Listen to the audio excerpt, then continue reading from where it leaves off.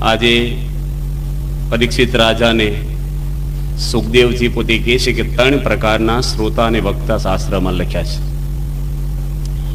કારણ કે દુનિયામાં કથાઓ ઘણી બધી થાય છે, સાંભળનારા ઘણા બધા હોય છે, પણ પરિવર્તન સમાજમાં જોઈએ એવું આવતું કેમ નથી?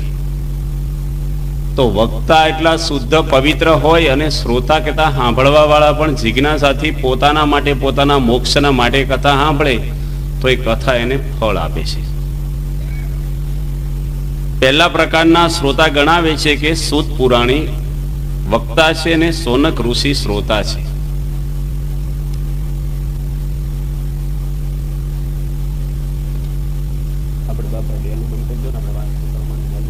પુરાણી પોતે વક્તા છે, એ કનિષ્ઠ વક્તા લખ્યા, જેના મુખથી 88,000 ઋષિ કથાઓ સાંભળે છે. એને ભાગવતની અંદર કનિષ્ઠ વક્તા લખ્યા છે. અને શ્રોતા છે સૂત પુરાણી, ઓલા સોનક મુનિ, એને પણ કનિષ્ઠ શ્રોતા લખ્યા છે. એને જો કનિષ્ઠ લખ્યા હોય તો આપણે ક્યાં આવી? સાથે લખ્યા છે એ પણ બતાવ્યું છે કે સૂત પુરાણીના મનમાં થોડુંક માન હતું કે ઊંચા આંચને બેસીને હું કથા સંભળાવું છું, હું હલકી જ્ઞાતિમાં પ્રગટ થયેલો છું, છતાંય ઊંચા આસને બેસું છું ને આ બધા બ્રાહ્મણો ઋષિઓ છે એ મારથી જ્ઞાન એને મળે છે. આ એક થોડુંક માન આવ્યું એટલે એને કનિષ્ઠ શાસ્ત્રમાં લખ્યા. શ્રોતાઓ હતા સોનક ઋષિ, એને પણ એવું માન હતું બધા ઋષિઓને કે બ્રાહ્મણો છે, ઋષિઓ છે, થોડુંક એને જ્ઞાતિનું માન હતું, એને કનિષ્ઠ લખ્યા. બીજા પ્રકારના વક્તા નારદજી છે અને સાંભળવા વાળા ભગવાન વેદ વ્યાસ છે, ને મધ્યમ લખ્યા. બીજા નંબરના નારદજીની અને વ્યાસની અંદર ખામી થોડીક એ બતાવી કે એની અંદર ભક્તિની થોડીક ઉણપ હતી અને જ્ઞાન બેવને બહુ જ હતું, પણ વૈરાગની પણ થોડીક ક્ષમતા હતી. અને ત્રીજા નંબરના એટલે પહેલા નંબરના શ્રોતાને વક્તા સુખદેવજી શ્રોતા છે, પેલા વક્તા છે, અને પરીક્ષિત રાજા પોતે શ્રોતા કહેતા કથા સાંભળવા બેઠા છે. ભાગવતમાં લખે છે કે પરીક્ષિત રાજા કથા સાંભળવા બેઠા પછી પલોઠી જ ખોલી નથી, પાણી પણ નથી લીધું ને અન્ન પણ નથી લીધું 7 દિવસ સુધી. કારણ કે એને ભય દેખાતો હતો. 7 દિવસ એના ફિક્સ થઈ ગયા હતા. ફિક્સ તો આપણા પણ છે, પણ આપણને ખબર નથી એટલે આપણને ભય નથી કોઈ જાતનો. સૂત પુરાણી બ્રહ્માજીને પૂછે છે અમારે કથા કઈ જગ્યાએ બેસાડવી? કારણ કે કથા માટે પણ સ્થાન જોઈએ. મહાભારતની લડાઈ કરવા માટે પણ ભગવાને એને સ્થાન બતાવ્યું કે એવી જગ્યાએ તમે લડાઈ કરો કે મરે એ પણ સ્વર્ગગતિને પામે અને જીતે એને તો રાજ મળવાનું છે. કુરુક્ષેત્ર ભગવાને બતાવ્યું. બ્રહ્માજી પોતે સુદર્શન ચક્ર પોતે મૂકે છે કે આ ચક્ર જ્યાં પડે ત્યાં તમે કથા બેસાડજો. એ કથા નિમિષારણ ક્ષેત્રની અંદર ચક્ર પડ્યું અને ત્યાં કથાનો આરંભ કરે છે. કારણ કે સ્થાનનો પણ મહિમા હોય છે. અપવિત્ર જગ્યા હોય, તમને સરસ ખાવાનું આપે પણ ઉકળા આગળ બેસીને ખાવ ભાવે. શ્રવણની પણ કથા આવે છે કે મા બાપને જાત્રા કરાવવા નીકળ્યા શ્રવણ, અને હિડંબા વન આવ્યું ત્યારે શ્રવણની બુદ્ધિમાં ફેરફાર થઈ ગયો સ્થાનને લઈ, અને એના મા બાપને કહે છે કે મહેનતાણું લાવો, હું તમને ઉચકીને ફરું છું. છોકરો પગાર માગે છે, જો જાત્રા કરવા ઉચકી લઈ ગયો સામેથી કહે છે મારો પગાર આપો. એના મા બાપ કહે છે કે આગળ તું આવ પછી આપીશ. આગળ નીકળ્યા પછી એને ખબર પડી ગઈ કે આ છોકરો એવો નથી પણ સ્થાનનો આવું છે.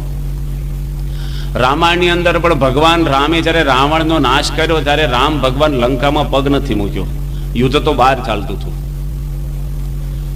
વિભીષણે આગ્રહ કર્યો, રામ ભગવાને ના પાડી, પણ લક્ષ્મણજીને લઈ ગયા. ભગવાને કીધું કે રાવણની ગાદી ઉપર તું બેસીશ નહીં. લક્ષ્મણને કીધું બધે ફરો, કારણ કે હોનાની લંકા હતી, બધે ફર્યા. વિભીષણે રાવણનું સિંહાસન દેખાડ્યું, રાજમહેલ દેખાડ્યો, એના આવાસ દેખાડ્યા.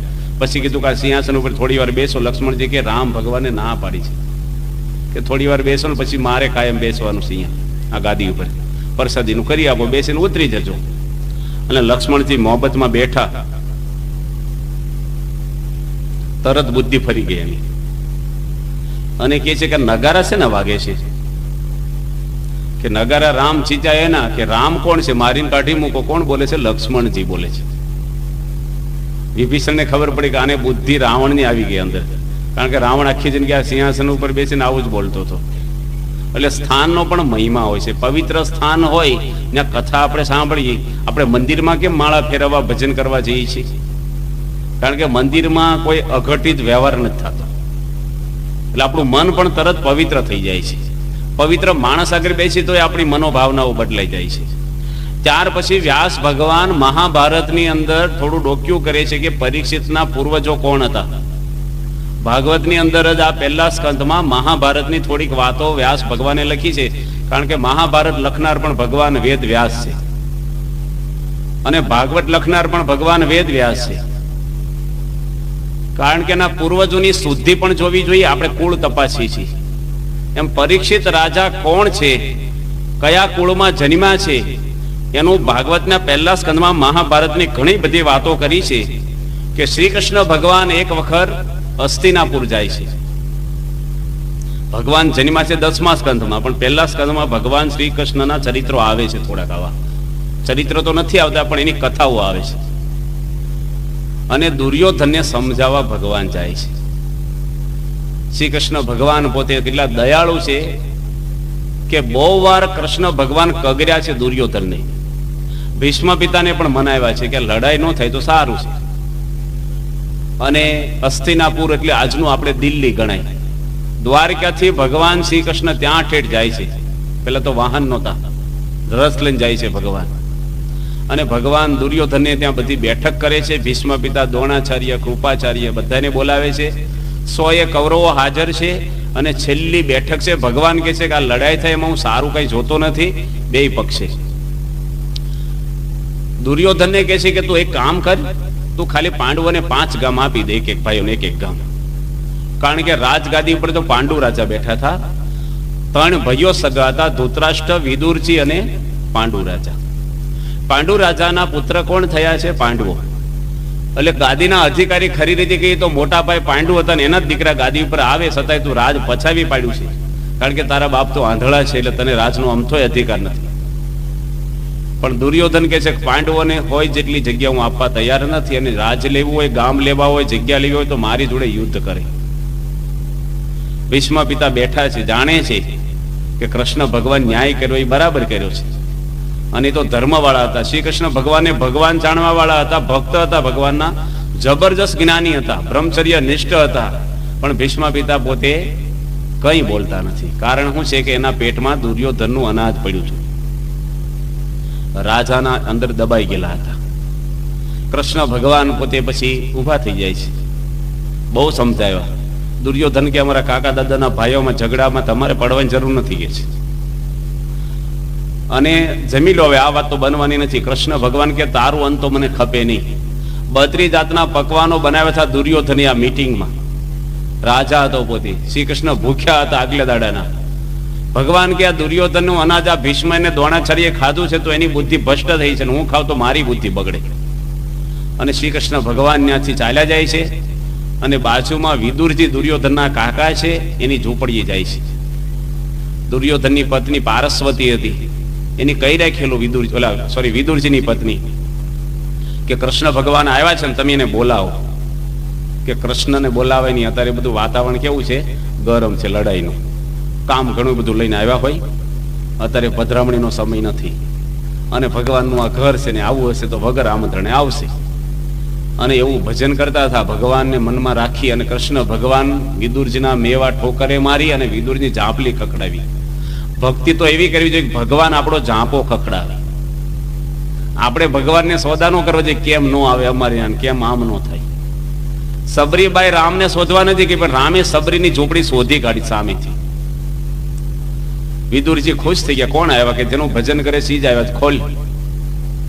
અને એકદમ આમ ગાંડા ખેલા થઈ ગયા બેઉ માણસ. એની પત્ની તો સ્નાન કરતી હતી ને એકદમ અડધા વસ્ત્રે આવી ગઈ બહાર. ઓહો, કૃષ્ણ આવ્યા. વિદુરજી કે સતી કપડા તો પહેરો, તમે શરીર તો જુઓ. એને ખબર જ નહોતી, ભાન ન રહ્યું દેહનું. અને મેવા મીઠાઈ કઈક બનાવી. કૃષ્ણ ભગવાન કે કાંઈ જરૂર નથી, મને અત્યારે ભૂખ લાગી છે. કાંઈ છે કે કાંઈ નથી? કે ભગવાન જાતે એના રસોડામાં જઈને ચૂલા ઉપરનું તપેલું ખોલ્યું અને તાંદળિયાની ભાજી બનાવી હતી. ભગવાન લઈને જમવા મળ્યા સીધા તપેલીમાંથી ડાયરેક્ટ. એની ઘરવાળીથી પારસ્વતી કેળા લાવી અને કેળાની સાલ ભગવાન કૃષ્ણને આપી અને કેળું બાજુ નાખી દે. એને ખબર નહોતી કે હું ખવડાવું છું. એટલા ભાવ વિભોળ થઈ ગયેલા. માણસને બહુ આનંદ થાય ને તારે યાદ ન રહે કે બહુ ટેન્શન થાય ને ત્યારે બધું ભૂલવા મળે. વિદુરજીને આનંદ થઈ ગયો. ભગવાન વિદુરજીને ત્યાં જમીને પછી પોતે નીકળી જાય છે. આ બાજુ દુર્યોધને ને ભીમની લડાઈ હતી ને ભીમે જાંગ ઉપર ગદા મારી દુર્યોધનની સાથળ તોડી નાખી. ત્યારે અસ્વસ્થામાને એટલું બધું લાગી આવે છે, કારણ કે એના પક્ષે હતો. અસ્વસ્થામાં હતો દ્રોણાચાર્યનો દીકરો બ્રાહ્મણ હતો. પાંડવોના 5 દીકરાને મારી નાખે છે. પરીક્ષિત કોણ હતો ને એની કથા ભાગવતમાં એટલે લખી છે કે પાંડવોનો વંશ રવા નથી દેવો. પહેલાના જમાનામાં માણસ દગો કરીને મારે ને એવું આવતું નહીં. અને આ અસ્વસ્થામાં સૂતા 5 પાંડવો હતા. પેલા પાંડવોના પુત્ર 5 દીકરાના માથા કાપી નાખ્યા. કોઈ જોઈ ન શકે એ રીતે અંધારામાં પહોંચી ગયો. કેટલું બધું અધમ કાર્ય. બ્રાહ્મણ છે. મહાભારતમાં એવું કે છે કે પાંડવો ને કૌરવો સાંજે ભેગા બેસતા લડાઈ પતે પછી. દિવસે લડે ને રાત્રે ભેગા બેસે. અત્યારે કોકને આમ ચામાં પીવડાવી દે, શરબતમાં પડી ગઈ, દગો કરી, બધું ખબર જ ન પડે. પણ પહેલાના જમાનામાં યુદ્ધ થતા ને ધર્મ યુદ્ધ થતા, ધર્મની રીતે લડતા, ન્યાયની રીતે લડતા. ત્યાર પછી તો પાંડવોની સાવણીમાં હાહાકાર થઈ ગયો. મારવા હતા પાંડવોને અને મરી ગયાના 5 દીકરાઓ. કુંતાજી એટલી બધી રુદન કરે છે હૈયા ફાટ, અને અર્જુન જોઈ જાય છે કે દ્રૌપદીજી કે એટલું બધું કેમ રડે છે કે 5 દીકરાને મારી નાખ્યા. લાગી આવે ને માણસને. અર્જુન એ વખતે પ્રતિજ્ઞા કરે કે જેની દીકરાને માર્યા છે ને એનું શિરછેદ કહેતા એનું માથું નહીં કાપું, અને તારા પગ આગળ એનું માથું મૂકીને એની પર પાટલો મૂકીને તને સ્નાન કરાવીશ, નકર મારી નરકમાં ગતિ થાય. આ અર્જુને પ્રતિજ્ઞા લીધી. અને અર્જુન પોતે જાય છે અસ્વસ્થામાને પકડવા. બ્રહ્માસ્ત્ર છોડે છે, પણ કૃષ્ણ ભગવાન એની સહાય કરીને એને પકડીને લાવે છે, બાંધીને. દ્રૌપદીજી જોઈ ગયા. દ્રૌપદી એને જોઈને રડી પડ્યા. મુચ્છતામ બ્રાહ્મણો ગુરુ. બ્રાહ્મણ છે, આપણા ગુરુ કહેવાય. મુચ્છતામ કહેતા એને છોડી દે કે છે. કોને કે છે? અર્જુનને. કેટલો વિવેક છે દ્રૌપદી, કેટલું એનું કરુણા છે ને હૃદયમાં, કે પોતાના 5 દીકરાને મારી નાખ્યા છે છતાં શું કે છે? છોડી દે આને. કે મને મારા દીકરા વાલા હતા ને એવું જ એને પણ એનો એકનો એક દીકરો છે ને માને વાલો હશે. ગમે તેવો હોય પણ એની માને તો વાલો હોય ને. ભીમ કે તું છોડીશ નહીં આને, હવે આને પતાવી જ દેજે. કૃષ્ણ ભગવાન કે છે કે શાસ્ત્રમાં મારી 2 આજ્ઞા છે. ભગવાન હયાત ઉભા છે ત્યાં. બ્રાહ્મણને મારવો જોઈએ ને નોય મારવો જોઈએ. કે કોઈ પણ બ્રાહ્મણને નો મારવો જોઈએ, પણ આયતા એ બ્રાહ્મણ હોય કે ખોટી રીતે લોકોને મારતો હોય ને એવા બ્રાહ્મણને મારવામાં પાપ નથી. ખોટી રીતે લોકોને દગો કરીને માર્યા હોય ને એને મારવામાં પાપ નથી. બ્રહ્મ હત્યાનું પાપ એને નહીં લાગે. હવે કરવું શું? કૃષ્ણ ભગવાન કે માર અથવા નો મારે. ભીમ કે મારી નાખ. દ્રૌપદીજી કે મારીશ નહીં. અર્જુન દીધામાં પડે છે. ભગવાન કે છે કે એની ચોટલી કાપી નાખતો. બ્રાહ્મણ છે ને બધા ચોટલીઓ રાખતા, બધા જ રાખતા. હિન્દુ માત્ર. મુસલમાનોનું રાજ આપણા ભારત ઉપર 2000 વર્ષ થયેલું છે. 800 વર્ષ સુધી તો હમણે થોડા વર્ષો પહેલા જ રાજ થયેલું છે. અકબરે વધારે સારું રાજ કર્યું. પણ મુસલમાનોએ ભારત ઉપર બહુ, એક હાથમાં કુરાન એક હાથમાં તરવાલ રાખતા. મરો કે થાવ મુસલમાન. પણ ચોટલી ઉપરથી ઓળખતા કે હિન્દુ છે. મરી જાય પણ ચોટલી નહોતા કાપતા. અત્યારે તો બધાને ફ્લેટ થઈ ગયા માથા, કોઈને ચોટલી જવું જ નથી રહ્યું. હિન્દુને ચોટલી હોય, બ્રાહ્મણને ખાસ રાખે. અને દેહ છે ને એને દેવાલયની ઉપમા આપ્યું છે. દેહો દેવાલય એટલે શરીર છે એક મંદિર છે આપણું, જેની અંદર ભગવાન બિરાજમાન છે. મંદિર ઉપર ધજા હોય એમ બ્રાહ્મણની ચોટલી છે. ધજા ન હોય, મંદિર પૂજ્ય ન હોય, એમ જેની ચોટલી ન હોય ને બ્રાહ્મણ પણ અપૂજ્ય થઈ જાય. એટલે અર્જુનને કહે છે તું એની ચોટલી કાપી નાખ. એટલે અસ્વસ્થા મને એટલું બધું લાગી આવ્યું છે, હળાહળ અપમાન, એકદમ એના મનમાં બરાબર ફરીને વેર બંધાણું. ચોટલી કાપીને એને કાઢી મૂક્યો એટલે નિતેશ થઈ ગયો હોય પોતે.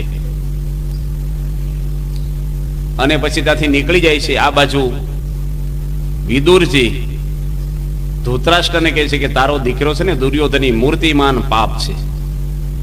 એના ભાઈને કહે છે કે તું આને છોડી દે. પણ ધૃતરાષ્ટ્રને એટલો મોહ હતો ને કે દુર્યોધન વાલમ વાલો એને હતો.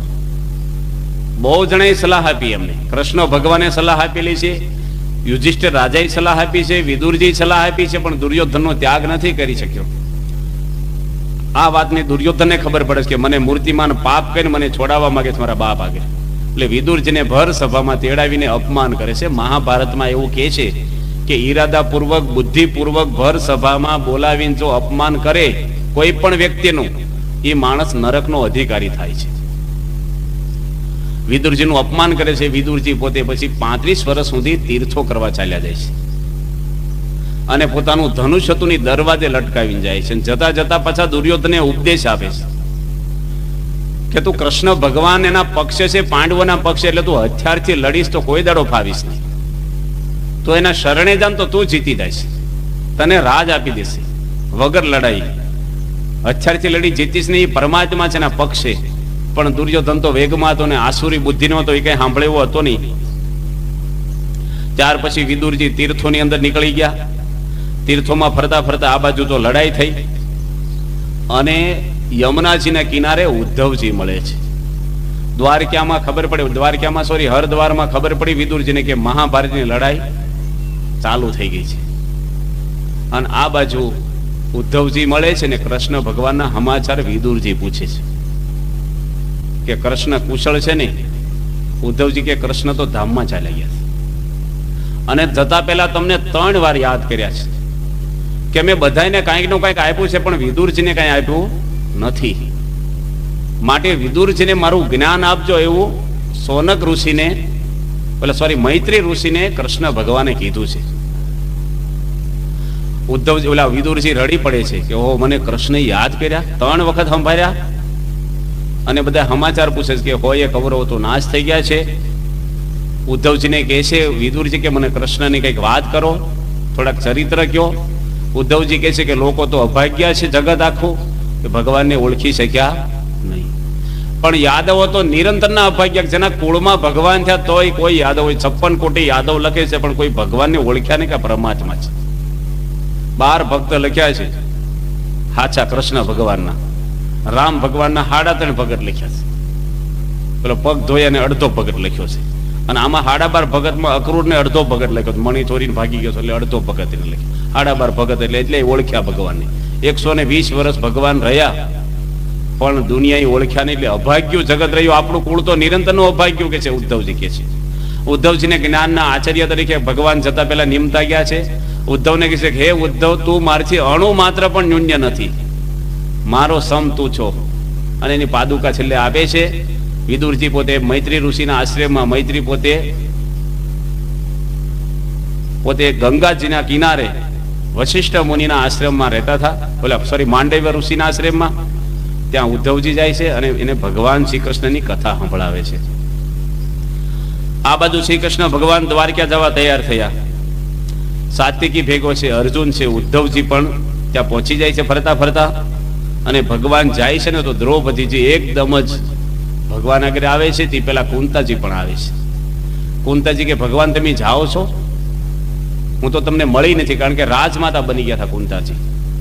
રાજ મળે ને માણસને, પ્રવૃત્તિ બહુ હોય રાજમાતાને.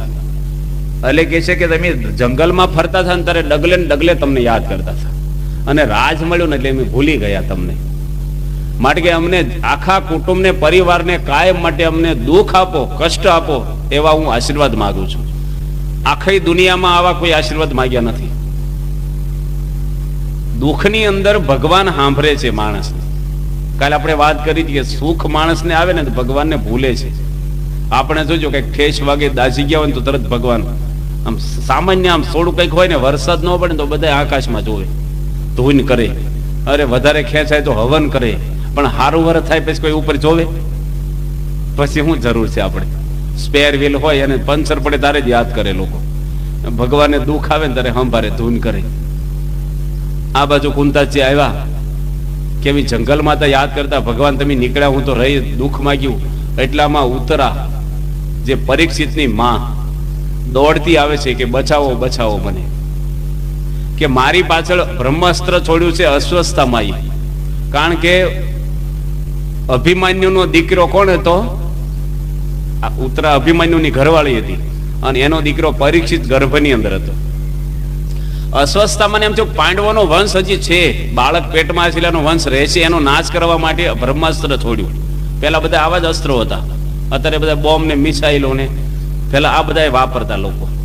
અને 5 ધગધગતા બાણ આવ્યા, 5 પાંડવોને નાશ કરવા માટે, આમ અગ્નિ વર્ષે એવા. અને એકદમ દ્રૌપદીને ઉતરા દોડ્યા, ભગવાન રથમાં બેસી ગયા છે કે ભગવાન ઉભા રહ્યો, અમને રક્ષા કરો. શ્રી કૃષ્ણ ભગવાને સુદર્શન ચક્રથી 5 બાણો પાડી દીધા અને ગર્ભનો તો નાશ થઈ ગયો હતો બાળકનો, પણ ભગવાને સજીવન કરી અને એની રક્ષા બાંધી દીધી. અંગૂઠા જવડું રૂપ કૃષ્ણ ભગવાને ધારણ કરી, હાથમાં ગદા લઈને ઉત્તરાના પેટમાં ભગવાન પોતે રહ્યા રક્ષામાં, કારણ કે પાંડવોનો વંશ એમને રાખવો હતો. ત્યાર પછી શ્રી કૃષ્ણ ભગવાન પોતે આ બાજુ ચાલ્યા જાય છે દ્વારકા. આ બાજુ વિદુરજી આવે છે અને વિદુરજી આવ્યા કે આ બાજુ તો હોય કૌરવ નાશ થઈ ગયા હતા. ધૃતરાષ્ટ્ર અને ગાંધારી 2 પાંડવોના ઘરે રહેતા. વિદુરજી કહે છે કે ડોહા હવે મરવા પડ્યા છો, ઘર તો છોડો, કે તમારા હોય 100 દીકરાઓને જેની મારી નાખ્યા છે એના ઘરે રહેતા તમને શરમ નથી આવતી? અને પાંડવો તો રોજ તમને લાડુ જમાડે છે, તમારા દીકરા હોય તો પાંડવોને ઝેરના લાડુ આપ્યા હતા અને આ તમને ખાંડના લાડુ ખવડાવે છે. વિદુરજી પોતે કહે છે એટલે ઉદ્ધવ ઓલા ધૃતરાષ્ટ્ર ઘર છોડીને ચાલ્યા જાય છે. આ બાજુ યુધિષ્ઠિરને ચિંતા થઈ કે મારા કાકા ક્યાં જતા રહ્યા? જો એટલા હેરાન કર્યા ને તો પ્રેમથી રાખતા હતા. સજ્જન માણસ એનો ગુણ ના મૂકે. બહુ શોક કરવા મળ્યા કે અમે એને હાંચવા નહીં હોય, ક્યાં જતા રહ્યા? એટલામાં નારદજી આવે છે કે તમે શોક ન કરો, તમારા કાકાને વિદુરજી લઈ ગયા છે અને 5 દાડામાં તીર્થોમાં એ પણ ધામમાં જતા રહેશે. અને પાંડવોને કહે છે કે તમારો સમય પણ હવે નજીક આવી ગયો છે, ફક્ત 6 મહિના તમારી આવડતા રહી છે 5 ભાઈઓની. એટલે 3 યશ્વમેઘ યજ્ઞ કરે છે મૃત રાજાના દ્રવ્યમાંથી. યુધિષ્ઠિર રાજા એક તો શોક નિવારણ માટે યજ્ઞ કરે છે. લડાઈમાં એને શોક બહુ થયો છો, નરોવા કુંજરવા બોલ્યા ને એમાંથી એને શોક થયો છો. એને જો મારું કલ્યાણ જ નહીં થાય. શ્રી કૃષ્ણ ભગવાનને બહુ એને કીધું કે મારો મોક્ષ થશે જ નહીં, કારણ કે હું જૂઠું બોલ્યો છું. આપણને કોઈ ખંચકાય થયો, ધર્મનો અવતાર એને કહેવાય. અને આપણી અંદર ધર્મ હોય ને તો આ ગુણ આપણામાં આવ્યા. ધર્મ છે એ અધર નથી રહેતો. ધર્મ જેમ સુગંધ ફૂલમાં રહે, રૂપ વ્યક્તિમાં રહે, ગળપણ ગોળમાં રહે, એમ માણસની અંદર ધર્મ રહે છે. ધર્મ કોઈ ચીજ નથી કે આપવા લેવાની વસ્તુ કે વાતો કરવાની કે દેખાડવાની. એ તમારા ખેતરમાં ધર્મ આવે, વ્યવહારમાં આવે, ઘરમાં આવે, ખાવામાં, બોલવામાં, જોવામાં, આપણા હૃદયમાં ધર્મ હોય. એ ધર્મ વાળા કહેવાય. આપણે કહીએ ને પૈસા વાળા છે, એ માણસ આ ધર્મ વાળો એટલે ખાલી કપાળના ચિહ્નમાંથી ધર્મ નથી ઓળખાતો. ધર્મ વાળો એટલે આચારમાં આવે. પ્રથમ ધર્મ આચાર ધર્મ છે આપણો. યુધિષ્ઠિર રાજા જૂઠું થોડું બોલ્યા તો નાસીપાસ થઈ ગયા જીવનમાં. શ્રી કૃષ્ણ ભગવાને સમજાવ્યા તોય ન સમજ્યા. શ્રી કૃષ્ણ ભગવાન એને ભીષ્મ આગળ લઈ જાય છે કે ભીષ્મ પર એને બહુ હેત હતું. જો આવી લડાઈ થઈ સામે લડ્યા ને તોય હેત હતું. માણસ વેર ભૂલતા નથી, ભાઈઓ ભાઈઓ નથી ભૂલતા. અને ભીષ્મ તો બાણ સૈયા પર હોતા છે. ઓ કૃષ્ણ ભગવાન તો ઓહો, ભીષ્મ દાદા તો ખરેખરની પીડા ભોગવે છે. આખી બાણની પથારી, ભાલા ખોડેલા, એની ઉપર શરીર હોઈ જવાનું, આખું શરીરમાં ભાલા વાગેલા છે. 58 દાડા હોતા છે. શ્રી કૃષ્ણ ભગવાન ત્યાં જાય છે અને કહે છે કે ભીષ્મ દાદા, આ યુધિષ્ઠિરને શોક બહુ થાય છે, તો તમે કંઈક વાત કરો. એ વાત હમણે રવા દો, મારી વાત તમે સાંભળો. કે હું તમને પ્રશ્ન પૂછું તો મેં જીવનમાં કોઈ પાપ કર્યું નથી. કોને કે છે આ? મન કી જાણે તન કી જાણે, જાણે ચીજ કી ચોરી, इसके आगे ક્યાં છુપાવું जिसमें हाथ में દોરી. જે મનનું જાણે છે પરમાત્મા, એને કહે છે કે મેં પાપ કર્યું નથી. આપણે મનુષ્યને કહીએ કે ભગવાનને કહીએ કે મેં પાપ નથી કર્યું. દર્શન કરી ત્યારે ભગવાન આગળ આપણા પાપ આપણે મનમાં વ્યક્ત કરીએ છીએ. ભીષ્મ કહે છે મેં કોઈ પાપ નથી કર્યું. કૃષ્ણ ભગવાન કે દાદા તમે પાપ કર્યું નથી પણ જોયું તો છે ને. મહાન પુરુષો પાપ જોઈ રહે ને એ પાપના ભાગીદારી થાય છે. દ્રૌપદીજીના દુશાસને વસ્ત્ર ખેંચ્યા ત્યારે તમે હયાત બેઠા હતા. દ્રૌપદીજી 5 પાંડવોને કહે છે મારી રક્ષા કરો, તમે મારા વસ્ત્ર ખેંચે છે. 5000 વર્ષ પહેલા એક સતીને નગ્ન કરે છે. ભર સભામાં કેવો અધમ કાર્ય કહેવાય. દુશાસનની બાહોમાં 1000 હાથીની તાકાત હતી એવું કે છે. પેલા બહુ તાકાત. ભીમની ગદા 100 મણની લખી છે. હવે તો કેવી ભાષા લખી હોય કે આપણે જાણતા નથી. રાણા પ્રતાપનો ભાલો 5 મણનો હજી છે કે છે. એટલે માણસોમાં પેલા બહુ તાકાતો હતી. ખોરાક એવા હતા, આમ બધું વ્યવસ્થિત હતું. અત્યારે માણસ બધા તકલાદી થઈ ગયા થાવ, આમ બધું ચોખ્ખો ખોરાક એવા થઈ ગયા, ભેળસેળિયા બધા. છોકરા જન્મીને જે ગાંઠિયા બિસ્કિટ મેંદાના લોટનું બધું ખવડાવે. પેલા કડવા ઔષધ પાતા, હાલવાનું હતું, વાહનો થઈ ગયા આપણે, એટલે પગ ગયા માણસને, શ્રદ્ધા ગઈ બધી. પેલા વાડી બધી હાલીને જવાનું ને એટલે શરીર કસાય આપણું, અને બધું આવું ખાવાનું નહોતું. ઘી ગરમ કર્યો ને આખી શેરીમાં સુગંધ આવે, અને બે જને હું ગાડવું પડે, હું લાગીશ તને. આ માણસની અંદર બધું આમ માણસોમાંથી માણસાઈ જતી રહે. ફૂલમાં સુવાસ નો કેવું ફૂલ હોય, ફળ વગરનું ઝાડ કેવું હોય, ચંદ્ર વગરની રાત કેવી હોય, કુવા પાણી વગરની નદી કેવી હોય, માણસ એવા ગુણ વગરના. ઘડિયાળ આપ છે ને બંને પડી જાય 10 વર્ષ તો એને ઘડિયાળ જ કહેવાય. એ માણસોમાં ગુણ ન હોય તો કહેવાય માણસ, કારણ કે ગાંડો હોય તો શું કે ગાંડો માણસ, પણ મૂળ માણસ, આકાર માણસનો છે. એટલે દુર્યોધન નામનો માણસ હતો ખાલી. અને દ્રૌપદીજી ભીષ્મ પિતાને કહે છે કે દાદા મારી રક્ષા કરો તમે. ભીષ્મ પિતા કહે છે કે હું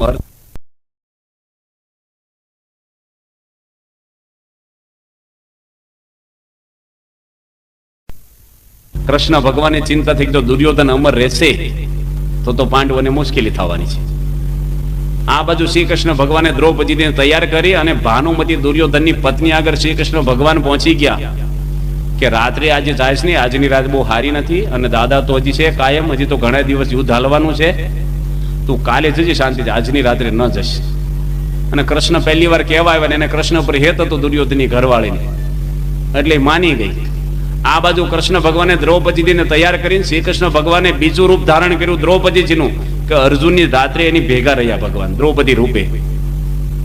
અને આ બાજુ ભગવાન પછી દ્રૌપદીજીને લઈ ઘૂમટો કઢાવીને રાત્રે 12 વાગે ચોકીદારને કહી રાખેલું ભીષ્મ પિતાએ કે એકલી સ્ત્રીને આવવા દેજે મારી રૂમમાં. ભીષ્મ તો બ્રહ્મચારી આખી દુનિયામાં વખણાય, પૃથ્વી ગંધને મૂકે પણ ભીષ્મનું બ્રહ્મચર્ય નાશ ન થાય.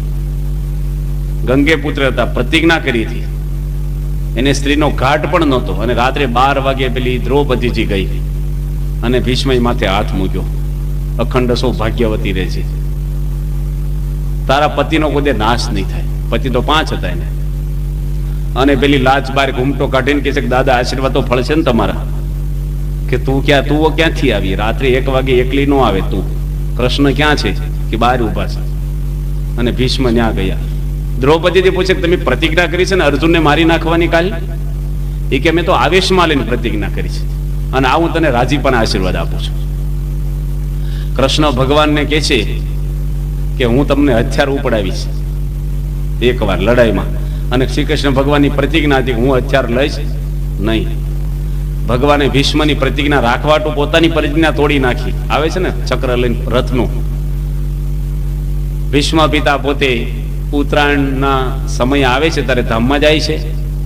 આ બધું યુધિષ્ઠિર રાજા 3 યજ્ઞ કરે છે. પહેલો યજ્ઞ શોકનો કર્યો, એને શોક થયો હતો. બીજો યજ્ઞ એની કર્યો બ્રહ્મ હત્યાના નિવારણ માટે કર્યો, અને ત્રીજો યજ્ઞ એની કર્યો પોતાની મનોકામના પૂરી થવા. 3 યજ્ઞો કરે છે. ત્યાર પછી કુંતા માતા ધામમાં જાય છે. થોડા સમય પછી દ્રૌપદીજી પણ ધામમાં જાય છે. પાંડવો પોતે ચાલ્યા જાય છે. આ બાજુ અર્જુન પોતે પેલા આવે છે દ્વારકાથી રથ લઈ.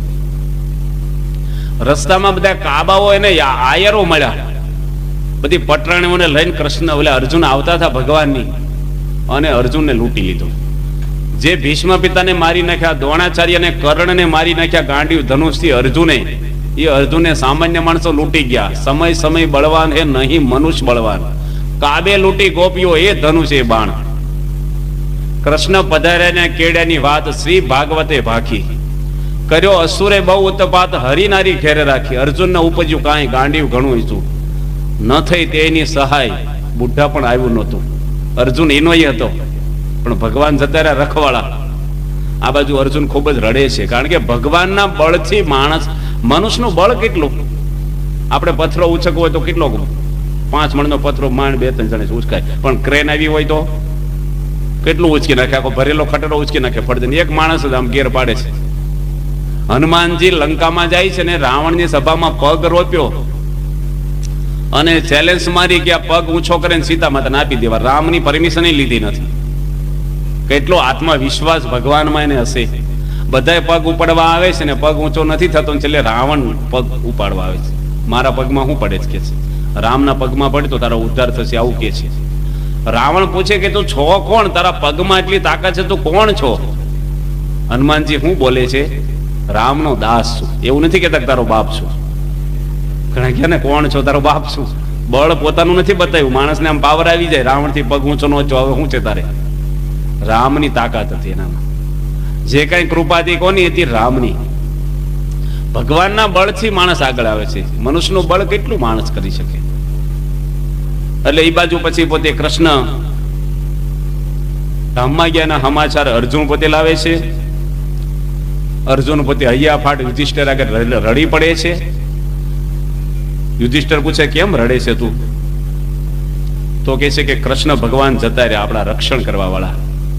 દ્રૌપદીજી કહે છે કે ઉઘાડનારા રહ્યા અને ઢાંકનારા ગયા. આપણા જે કાયમ આપણે સહાય કરનારા હતા એ ભગવાન પોતે ચાલ્યા ગયા છે જગત છોડી. પાંડવો પણ ઉદાસ થઈ ગયા છે. ત્યાર પછી પાંડવો પણ હિમાલયમાં હાડગાળવા પછી જતા રહે છે. આ બાજુ પોતે પરીક્ષિતનો જન્મ થાય છે. પરીક્ષિત રાજાને જન્મ પાંડવો જતા પહેલા પરીક્ષિત તો જો કે મોટો થઈ ગયો છો.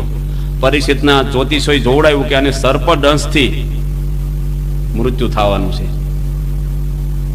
કેટલી બધી રક્ષાઓ કરી છે ભગવાને.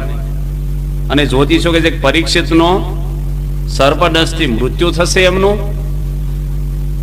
રાજા બહુ ધર્મવાળો થશે, તમારી કીર્તિઓ ફેલાવશે, પણ મૃત્યુ એની આ રીતે નક્કી થયેલું છે નિર્માણ. ત્યાર પછી તો ઉત્તરની પુત્રી ઈરાવતી સાથે પરીક્ષિતના લગ્ન થાય છે. જન્મજય વગેરે 4 દીકરાઓ એમને થાય છે. મોટો જન્મજય હોય છે. અને પરીક્ષિત રાજા પોતે બહુ યુવાન થયો અને રાજ તિલક કરીને પાંડવો પોતે ચાલ્યા ગયા. પરીક્ષિત રાજા દિગ્વિજય કરવા નીકળે, રથમાં બેસે. સારા ભોમંડળમાં એનું સામ્રાજ્ય છે પરીક્ષિતનું. અને રથમાં બેસીને ગયા તો એક દ્રશ્ય એમને જોયું કે એક અબુદ્ધ માણસ, ભીલ જેવો શુદ્ર પુરુષ, એક બળદને 3 પગ તૂટી ગયા હતા અને એક પગે બળદ ઉભો હતો. એને પણ લાકડીથી ધોકાથી મારીને પગ તોડી નાખતો હતો. અને બાજુમાં એક ગાય ઊભી હતી, એને પણ લાતો મારતો હતો. ગાય પણ ગોબર કાઢતી હતી, રડતી હતી. 2 વાતો કરે છે ગાય ને બળદ કે શ્રી કૃષ્ણ ભગવાન આ પૃથ્વી પર ભાર ઉતારનારા હતા, અસુરોનો માયાનો. એ ચાલ્યા ગયા, આપણું રક્ષણ કરવા વાળા જતા રહ્યા, હવે કોણ આપણને આમાંથી ઉગારે? એટલામાં એકદમ પરીક્ષિત રાજા નીકળે છે ને આ જોયું દ્રશ્ય ને એકદમ રથમાંથી કૂદી પડ્યા. બાણ ઉગામે છે મારવા માટે. અને એકદમ શરણે આવી ગયો પેલો માણસ, શુદ્ર માણસ કે ને નમન નમનમાં બહુ ફેર, બહુ દંપત નાદાન.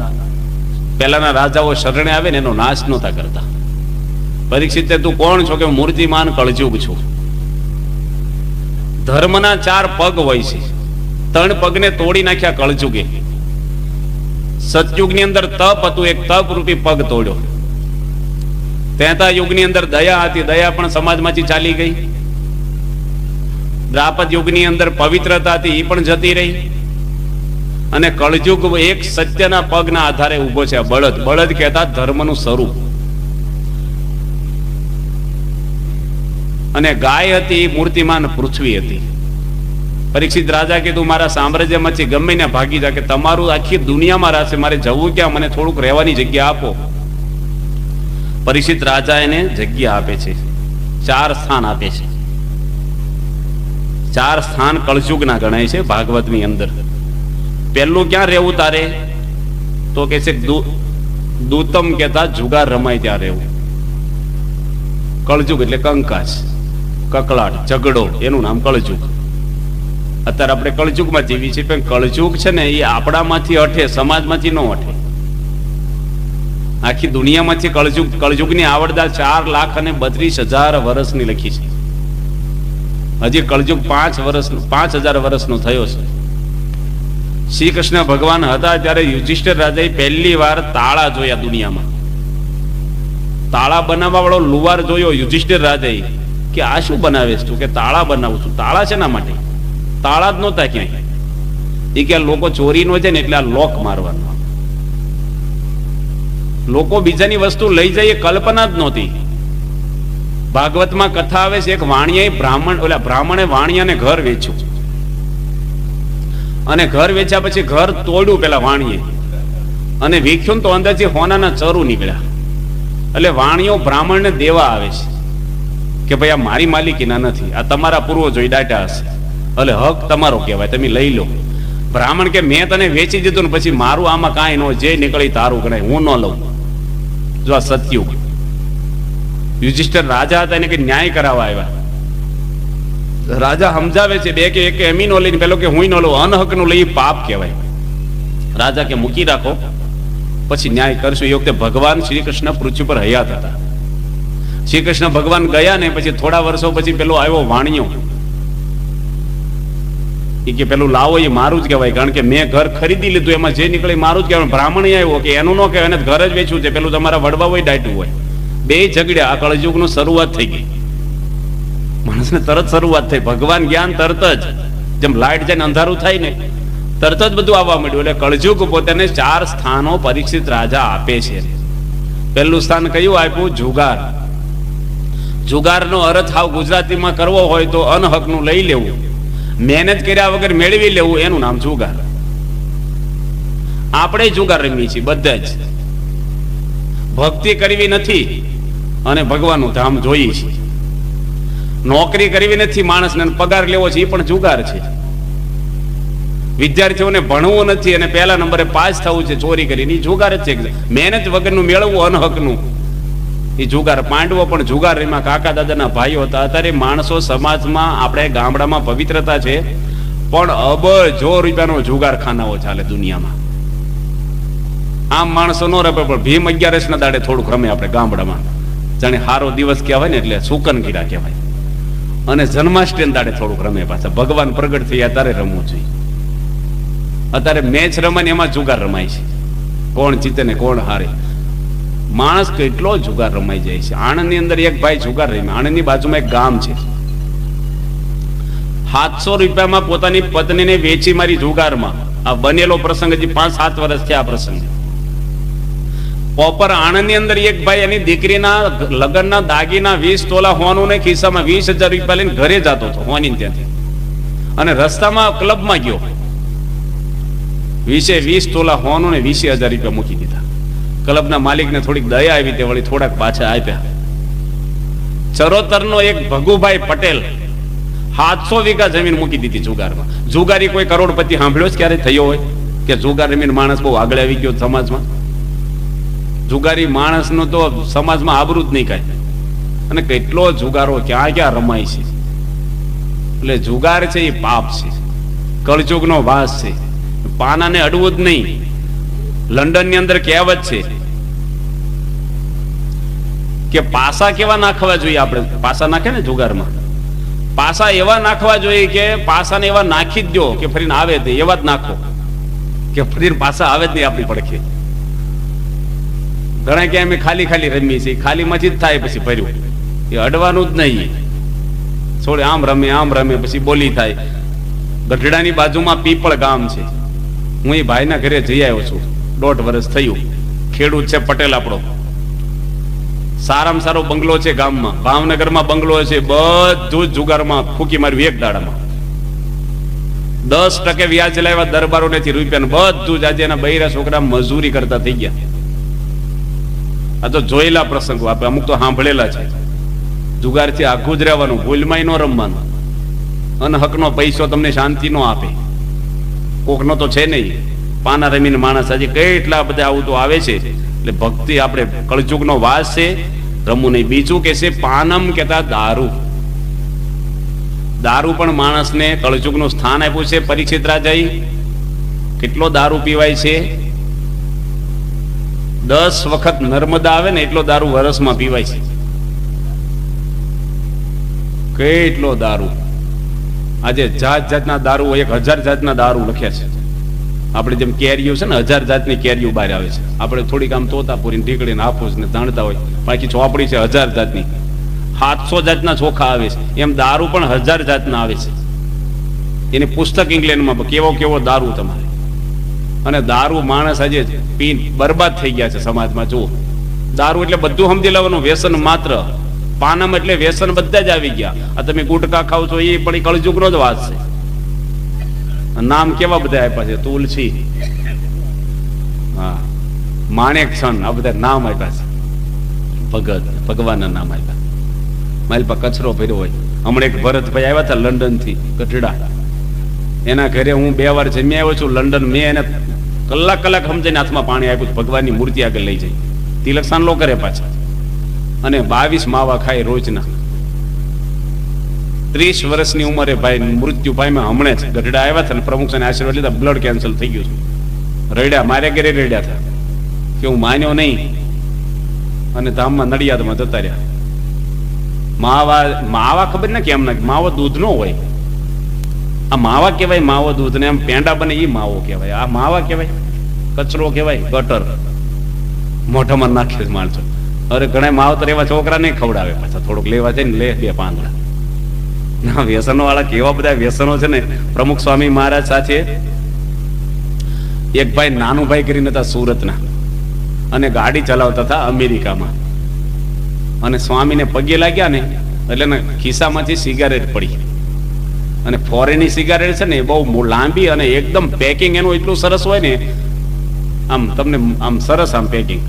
કેટલી સિગારેટો બહાર પડે છે વર્ષમાં? 2400 અબજ. તમને માન્યામ નહીં આવે. ઇંગ્લેન્ડની અંદર નાના છોકરા છોકરીઓ ટોટલ સિગારેટો પીવે, 2% બાકી નથી ટોટલ. આપણા ભારતમાં આપણે સત્સંગ સમુદાય ધાર્મિક બેઠા છો, કોઈ બહાર તમે જોવો તો કેટલા વ્યસનો માણસને છે. આજે બૈરા વ્યસનો કરે છે. નાની વાવડી મને મીજે 10મા ધોરણમાં ભણતી છોકરીઓ બધી ગુટકા ખાય, પટેલો ની બોલો. વિદ્યાનગર કોલેજમાં છોકરીઓ સિગારેટો પીતી થઈ ગઈ. હવે એના દીકરાને શું સંસ્કાર આપશે? ક્યાં છે માણસ કે કોમ્પ્યુટર લાવો, અમારે ભાઈ એસી આવ્યું, ગાડી આવી, મોબાઈલ આવ્યા, ઘર હળી ગયું એનું શું?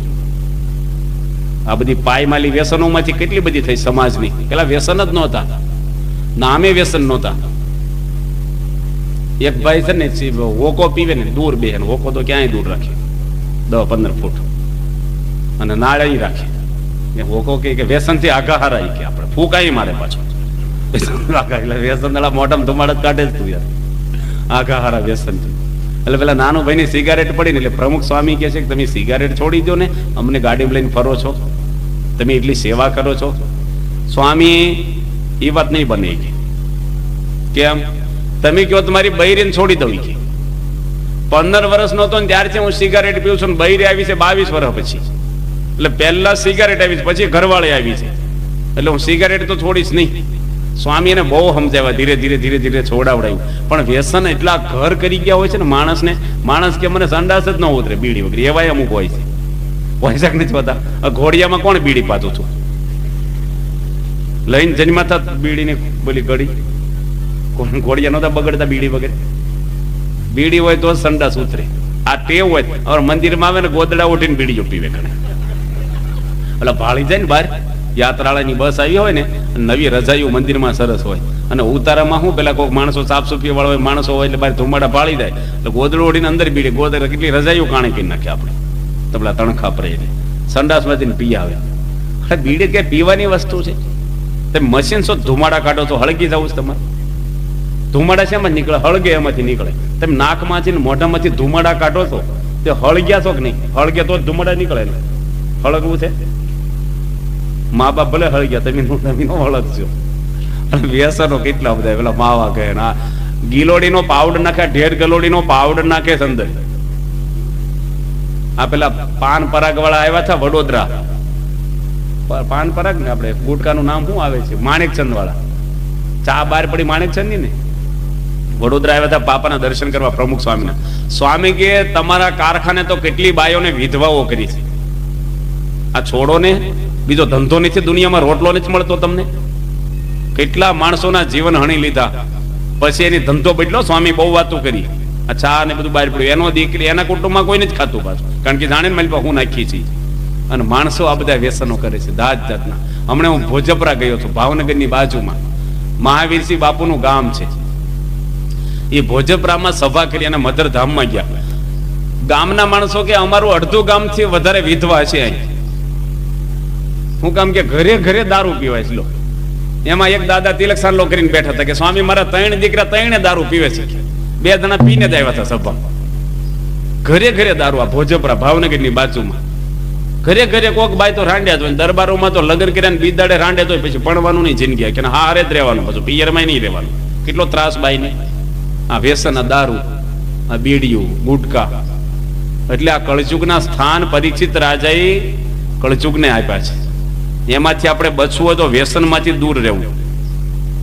વ્યસન છે ને એનાથી આપણે જેટલા આઘા રહી, લોકો કે છે ને બીડી છે એ સ્વર્ગની શું છે, સીડી છે. જો દાદાને ખબર છે પાછા,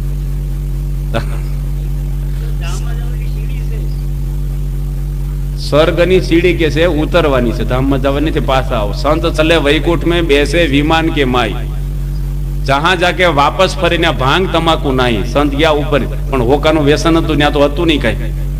સ્વર્ગમાંથી માણસ ટેવ પડી હોય ને, એટલે કોઈ દાડો કોઈ વ્યસન આપણે રાખવું નહીં. તમાકુ છે 120 દેશ ઉપર ઉગાડે છે તમાકુ. આપણે અહીં ગુજરાતમાં બહુ તમાકુનું ઉત્પાદન છે, ખાલી કાઠિયાવાડીમાં નથી. ચરોતરમાં જાઓ, આપણે જેમ કપા હોય ને એમ તમાકુ હોય, પણ તમાકુના ખેતરને કોઈ વાડ નથી હોતી. કારણ કે ઢોર છે ને એ પણ તમાકુ ખાતા નથી, એટલે વાડીને રાખતા જ નથી. દાદા તમે કથામાં વચ્ચે ન બોલશો, સાંભળવાનું સુખ નો આવે. એટલે તમાકુથી માણસના કેટલી બરબાદી થાય છે સમાજમાં. એટલે વ્યસનને પણ કળજુગનું સ્થાન આપ્યું છે. ઘણા બધા પ્રસંગો, હમણાં ઇંગ્લેન્ડમાં વાંદરાઓને બીડી પીવડાવી, 2 બીડી પીવડાવી વાંદરાને, પ્રયોગ કર્યો તો એને આંખમાં ઝાંખપ આવી ગઈ. એક ઉંદરડાને 5 બીડી પીવડાવી. ઉંદરડા છે ને બહુ મોટા, બિલાડી જેવડા ઉંદરડા મુંબઈમાં હોય છે, તો એની નસો બધી ફાટી ગઈ. તમે જોજો, કોઈ વ્યસન ન હોય એક બીડી પીવો ને તમને ચક્કર આવવા મળે, બેચેની લાગે. કારણ કે ખોટી વસ્તુ છે. તમે કોઈ દે ખાધું ન હોય એવું કંઈક ઢોકળા ખાઓ, કંઈક એવી વેરાયટી મીઠાઈ ખાઓ, તમને ચક્કર નહીં આવે. ચાઇનાની કંઈક આઈટમ ખાય, કંઈક પંજાબી આઈટમ ખાઓ, શાકાહારી આવશે. પણ તમે બીડી છે, તમાકુ 5 પોતરા ખાઓ, તરત વમળાવવા મળે માણસને. એ માણસનો ખોરાક જ નથી. એટલે એને પણ આપણે સ્થાન આપ્યું છે. ત્યાર પછી કળજુગે ત્રીજું સ્થાન છે એમાં આપ્યું છે વ્યભિચાર. વ્યભિચારના કર્તવ્યો. કોઈ દાડો પર સ્ત્રી ગમન કરવું નહીં. સ્ત્રીની અંદર કળજુગનો વાસ આપ્યો છે, સ્ત્રીની અંદર જ. પણ કઈ સ્ત્રીને આપ્યો છે? કુટલા સ્ત્રી હોય, વેશ્યા સ્ત્રી હોય, અધર્મ નીતિ વાળી સ્ત્રી હોય, એની અંદર પણ કળજુગનો વાસ પરીક્ષિત રાજાએ આપ્યો છે. ઇન્દ્ર રાજા દેવતાઓનો રાજા કહેવાય, સ્વર્ગનો. એ રાજા પોતે ચંદ્રને વાત કરે છે કે ગૌતમ ઋષિ છે ને એની પત્ની બહુ દેખાવડી છે, અહલ્યા, અને મારે એની જોડે સંભોગ કરવો છે, તું મને મદદ કરી. જો આવા કામમાં પાછા ચંદ્રમાં મદદમાં જોડાણ, આવા કામમાં મદદ કરાય કે પેલા શિખામણ અપાય. સચી જેવી રાણી છે, કેટલી બધી અપસરાઓ છે ઇન્દ્ર આગળ, અને ઋષિના ઘરમાં એ કે હું મદદ કરું, કે તું કુકડો થઈને બોલજે 3 વાગે, અને હું બિલાડો થઈને એના ઘરમાં કરી દે છે. 3 વાગે કુકડો બોલ્યો ને રાજા પોતે, ઓલા ઋષિ પોતે, ગૌતમ ઋષિ જાગી ગયા. કે વહેલી કેમ હવાર પડી? પેલા તો ઘડિયાળો નહોતા. પોતે સ્નાન કરવા ગંગા નદીમાં જાય છે. ગંગા બોલ્યા કે ઋષિ વહેલા કેમ આવ્યા છે? ઋષિને શું કઈ ગડબડ થઈ છે? કુકડો બોલ્યો ને ગંગાજી બોલ્યા વહેલા કેમ આવ્યા? પોતે નદી કિનારે ધ્યાનમાં બેસીને ઘરનું દ્રશ્ય જોયું. આર્ષ દ્રશ્ય હતા, ઋષિ બધું જોઈ શકતા. કે ઇન્દ્ર રાજા ઋષિ પત્ની જોડે ખોટી ક્રિયાઓ કરી રહ્યો છે, અને એકદમ ઋષિ શ્રાપ આપ્યો ત્યાં જ. શરીરમાં 1000 ભગ એને થઈ જાય ઇન્દ્રને, અને બધા ભગમાં એને પાસ પરવું નીકળે ને પીડા પામે 1000 વર્ષ ઊંધી. અને ચંદ્રમાને પણ એક પેલું માર્યું, પેલું હોય ને મૃગ ચર્મ, એટલે કલંક એનામાં પહેરી ગયું. બ્રહ્મવૈવર્ત પુરાણમાં એવી કથા આવે છે, એ પુરાણ આખું મેં વાંચ્યું તારે ખબર પડી મને કે આમાં આવી કથા એક લખેલી છે. આપણે તો બહુ ઋષિઓનું બોલાય નહીં, પણ આ તો પુરાણમાં લખેલું છે કે બૃહસ્પતિની દીકરી તારા એને લઈને ચંદ્રમાં ભાગી ગયા. બૃહસ્પતિ દેવતાઓના ગુરુ કહેવાય, ગુરુની દીકરીને લઈને ચંદ્રમાં જતા રહ્યા. બધા સમજાવે છે તો મુકતા નથી ને એને છેલ્લે શંકર ભગવાન સમજાવવા ગયા કે પત્ની તો ગુરુની દીકરી તો બેન કહેવાય, તો છોડી દે. ભગવાને ત્રિશૂળ માર્યું એને ચંદ્રમાને, ત્યારે છોડે. આવી બધી કથાઓ, કારણ કે માણસને વાસનાઓ છે ને અનાદિકાળની જીવમાં છે. શરીર ઘટા થાય છે, મન ઘટું નથી થતું. મનમાં માણસને ઝંખના વિષયોની, ભગવાન સ્વામિનારાયણે લખ્યું છે કે 12થી 20 તમે ન ભોગવો ને તો અંતરમાં વિષયનું ચિંતવન થાય. પણ વિષય વગર કોઈ જીવ રહી શકતો નથી. વિષયો 5 છે. એટલે સ્ત્રીની અંદર પણ એને આપ્યું છે. ઘણા બધા પ્રસંગો એમના આવે છે. રાવણનું પતન શેમાંથી શું છે? કેટલો રાવણ વિદ્વાન હતો, 4 વેદ મોઢે બોલતો, બ્રાહ્મણ હતો, તપસ્વી હતો, 10,000 વર્ષ તપ કર્યું છે, શંકર ભગવાનનો ભગત હતો. છતાંય પણ સીતા માતાને બેહારવાના અભરખા ઘરમાં એમાંથી રાવણનું પતન થયું. જોવો, સ્ત્રીમાંથી થયું ને. એક ભાઈ કથામાં શું કે આપણે છે ને ભમરા છે, સ્ત્રીઓ છે એ ફૂલ છે. ભમરો તો ગમે તે ફૂલ ઉપર સુગંધ લે. આવો ભેદ તમારે ન સમજાવો. કોક મહાત્માને કીધું છે, એવી કથા આવે છે. આપણે ગુણેશ્વરની વાતોમાં આ પ્રસંગ આવે છે કે ભાઈ આ શાસ્ત્રમાં વિવેક બતાવ્યો, વિધિ અને નિષેધ લક્ષ્મણ રેખાઓ દોરી છે કે બોર્ડરમાં રહેવું. અને પેલો છે ને કોકના ઘરમાં બેઠો હશે, રાતના ખોટા સંબંધ હશે, અને તો દરબારનું ઘર નહીં તો બારે વાડીએ ગયા હશે. અને આ બાજુ એ ભાઈ વાડીએથી રાત્રે આવ્યા પાછા, બીડી બાકસ કે ચા પાણી ભૂલી ગયા છે. અને જોડા પડેલા ફળિયામાં ખબર પડી કે મારા ઘરમાં કોક છે. સ્ત્રીની આંખમાં ઊંઘ નહોતી કે કોઈ નથી. અને ભાલો લઈને ગયેલા ને તે ભાલો કોઠીમાં નાખ્યો જોવા, અને કોઠીમાં ભાઈ હંતાણેલા. અને ભાલો વાગે તો નો અવાજ કરવો હોય તો નીકળે તો ખરો જ. અને શીશ પડીને પેલો તો ખાંડણીયામ ખાંડે ને ભાલાથી મળ્યો મારવા. અને કાળી શીશો પડે, જીવ જાય તારે. મંદિર બાજુમાં સંતો જાગ્યા, પેલા બોલ્યા હતા નર ભમર. સંતોએ પૂછ્યું બાલમુકુંદ સ્વામીને, સ્વામી આ અવાજ કેમ બહુ આવું શું થાય છે? કાં તો ભમર ગુંજાર કરે છે કે છે, ભમર ગુંજાર કરે છે. એટલે આ પાપ છે, આમાંથી દુઃખ હજારો લાખોને આવ્યા છે. કોઈ પાપ જાણતું નથી, પણ આપણું હૃદય તો જાણે છે ને, આપણને જ ખૂંચા કરે. એટલે સ્ત્રીની અંદર પણ આવી રીતે આપી છે પવિત્રતા. 33 યુગની અંદર પવિત્રતા જતી રહી. પવિત્રતા. હિંસાની અંદર આપણે કળયુગનો વાસ આપ્યો. 4થું સ્થાન. હિંસા ન કરવી કોઈ નહીં. સહેજ મળ્યા જો દૂધ બરાબર, માગ लिया છો પાણી. ખેસ लिया જો રક્ત બરાબર, ગોરખ બોલ્યા વાણી. સેજે સેજે મળે ને તો દૂધ મળ્યા બરોબર છે. તમે માગીને લો ને તો પાણી છે, દૂધ હોય તોય. અને ખેંચીને લો એટલે પરાણે લો ને એનું લોહી પીતા બરોબર છે. ભગવાન સ્વામિનારાયણની શિક્ષાપત્ર લખ્યું, માકડ ચાકડ જો ઝીણા જીવને પણ મારવાની જાણી જોઈ. વિવેકાનંદ સ્વામી પરદેશ ગયા ને અને કારખાનું દેખાડ્યું કે એક બાજુ ગાયને ઊભી રાખે અને ગાય કતલખાનામાં જાય તો બધા સ્પેર પાર્ટ એના જુદા થઈ જાય. લોહીની બોટલો ઓટોમેટિક ભરાઈ જાય, ચામડાના ઓટોમેટિક સાફ થઈને એના પટ્ટા બકલો બનવા મળે. પેલું પાકીટો અમેરિકામાં એવી ફેક્ટરી બતાવી. અને હાડકાનો પાવડર થઈને એની દવાઓ બને. એને એમ કે આ ખુશ થઈ જશે કે અમારા દેશમાં આવું સંત વિવેકાનંદ સ્વામી કે આ બધું ભેગું કરી નાખો આ બાજુ, અને આ બધું ગાય ઊભી કરો. હવે કે તમને જીવાડવાનો અધિકાર નથી તો મારવાનો અધિકાર નથી. ભારતની અંદર 1 લાખ ટન માઉસ વેચાય છે દર વર્ષે. કેટલું? 1 લાખ ટન. 50 મણે ટન થાય. કેટલા પ્રાણીઓને મારી નાખતા હશે. 3500 કતલખાના છે. આજે હિંસાઓ આપણે તો નથી ખાતા, પણ તમે છે ને ગાળા છાળા વગરનું ખાઓ છો ને, એ પણ હિંસા જ છે. એ પવિત્રતા નથી. ઘરમાં બધું લોટમાં ધનેડા હોય, પેલી છાણી હોય ને, એક બાજુ એમને પડે ને એક બાજુ સળાઈને પડે. કાણી પડી ગઈ હોય છાણી, કણામાં કાણા પડી ગયા. તમારી પેલી ગણી હવે આવે છે ને એ કાણી થઈ ગઈ હોય, બદલે જ નહીં. એક ભાઈના ઘરે ગોળા ઉપર જ નળ રાખ્યો છે સીધો, વિસળવાનું જ નહીં ક્યારે. આપણો સત્સંગી છે નહીં, પણ કાર્ય કરશે પાછો. નળ ચાલુ કરે, ગોળો ભરાઈ જાય. હવે ગોળો વિસળવાનો જોઈએ રોજનો રોજ. તો માણસની અંદર શુદ્ધતા રાખવી જોઈએ આપણે. પવિત્રતા અને શુદ્ધિમાં બહુ ફેર છે. સાકરનો ગાંગડો પડી ગયો હોય કોઈ મળમૂત્રમાં, તો તમે ધોઈ નાખો તો શુદ્ધ થાય, પણ ભગવાનને ધરાવાય? પવિત્ર ના કહેવાય. પવિત્ર અંદરની વસ્તુ છે, શુદ્ધિ બહારની વસ્તુ છે. એટલે કળયુગના 4 સ્થાન આપ્યા છે. ત્યાર પછી પરીક્ષિત રાજા પોતે ઘરે આવીને બીજે દાડે, કોઈ દાડો નહીં ને તે દાડે એના પૂર્વજનોનો પટારો વીખ્યો. એની પટારો પોતે વીખતા કે હું મૂકી ગયા છે પાંડવો. જૂનો પટારો હતો. આપણે હોય ને ઘણી વાર નવરા પડી તો કઈક વીખી. પરીક્ષિત રાજાએ વીખ્યું. એમાંથી જરાસનનો દીકરો સહદેવ હતો. આ પાંડવોનો ભાઈનું નામ સહદેવ, પણ જરાસનના દીકરાનું નામ સહદેવ હતું. અને ભીમ છે ને બળજબરીથી સહદેવને મારી, અને એક હોનાનો મુંગટ જરાસનનો બહુ સરસ હતો, એ મુંગટ ભીમ લઈ આવેલો. એ બધી વસ્તુ પટારામાં ભરેલી પાંડવોએ. પરીક્ષિત રાજાએ પટારો ખોલ્યો ને મુંગટ જોયો ને એટલે એની મુંગટ પહેર્યો.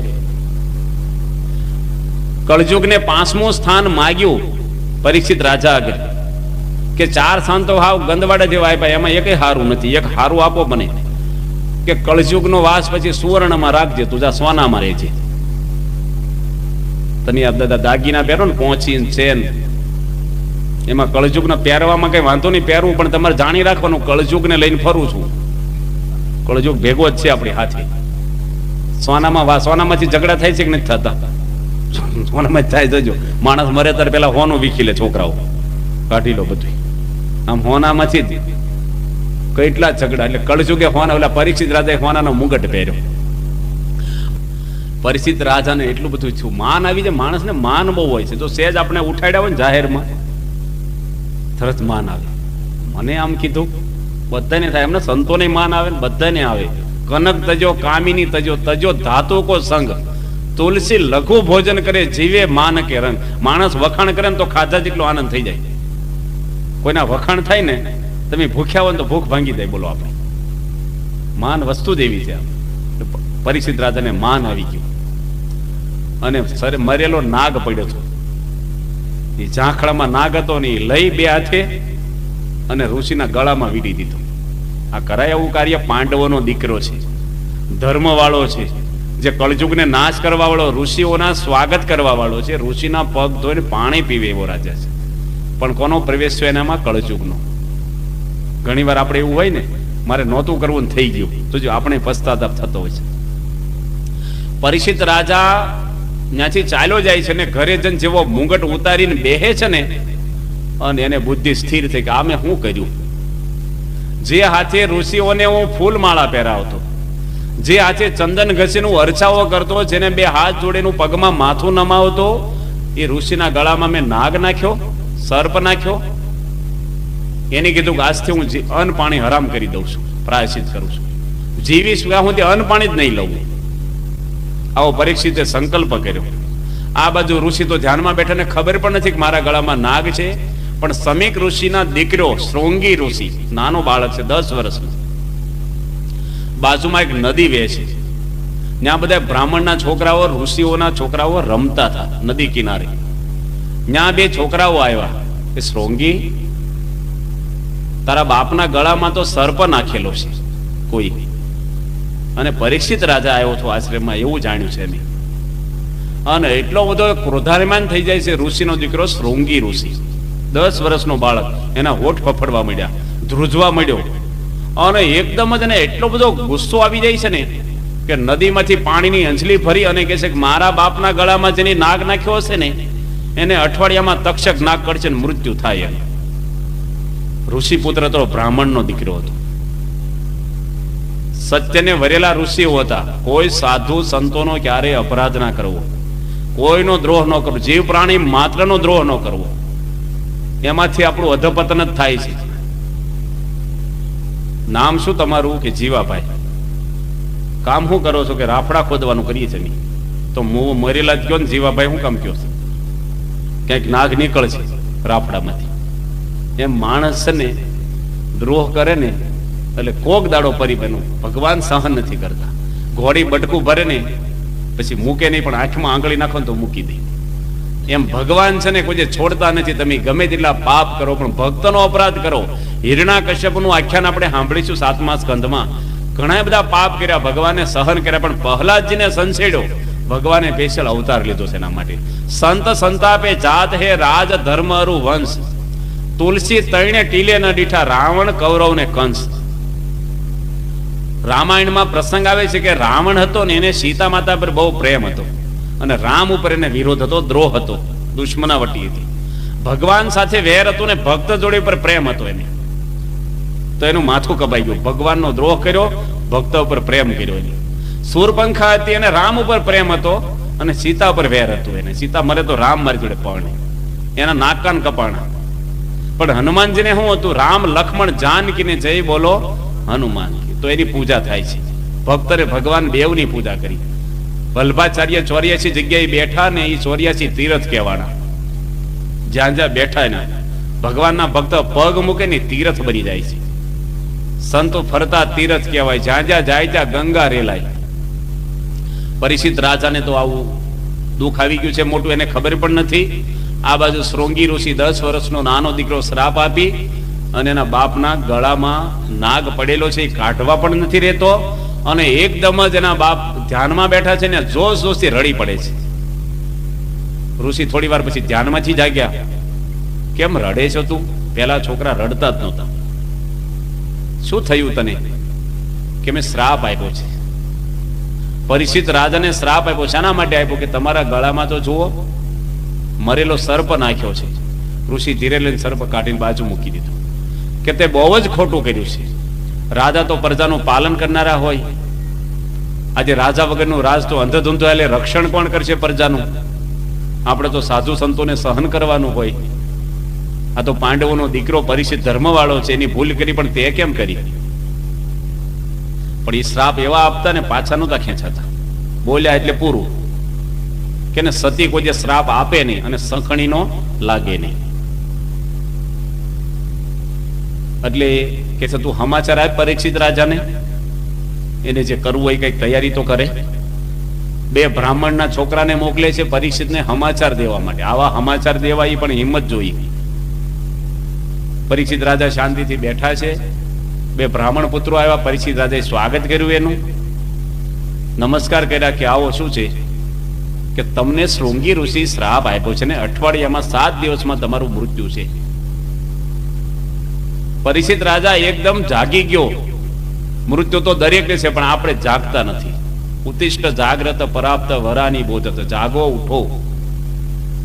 ઊંઘેલા છે. ગીતામાં લખે આ નિશા સર્વભૂતાનામ તસ્યામ જાગ્રતિ સંયમી યશ્યામ જાગ્રતિ ભૂતાની પિશાચા સો મુનિ.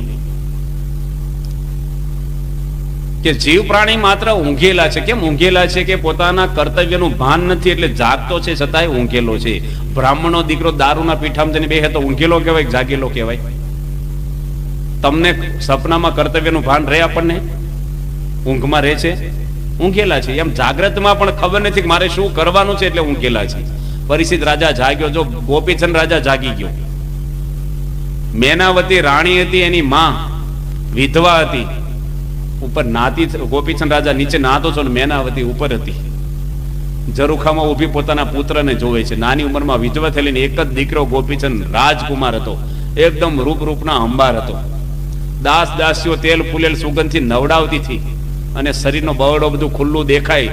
એની માં રડી પડી અને 2-3 આંસુ પડ્યા. શિયાળાના દિવસો હતા. અત્યારે જોયું ગરમ ટીપા. આંસુ 2 પ્રકારના હોય. દુઃખના આંસુ હોય ને ગરમ હોય, અને સુખના આંસુ આવે ને ઠંડા હોય. ટ્રાય કરજો કોક વાર, જોજો. પ્રસંગો આવે ને કોક વાર પાણી ઠંડુ લાગે તમને. એની માં કહે છે, પરીક્ષિત રાજા કહે છે કેમ રડે છો?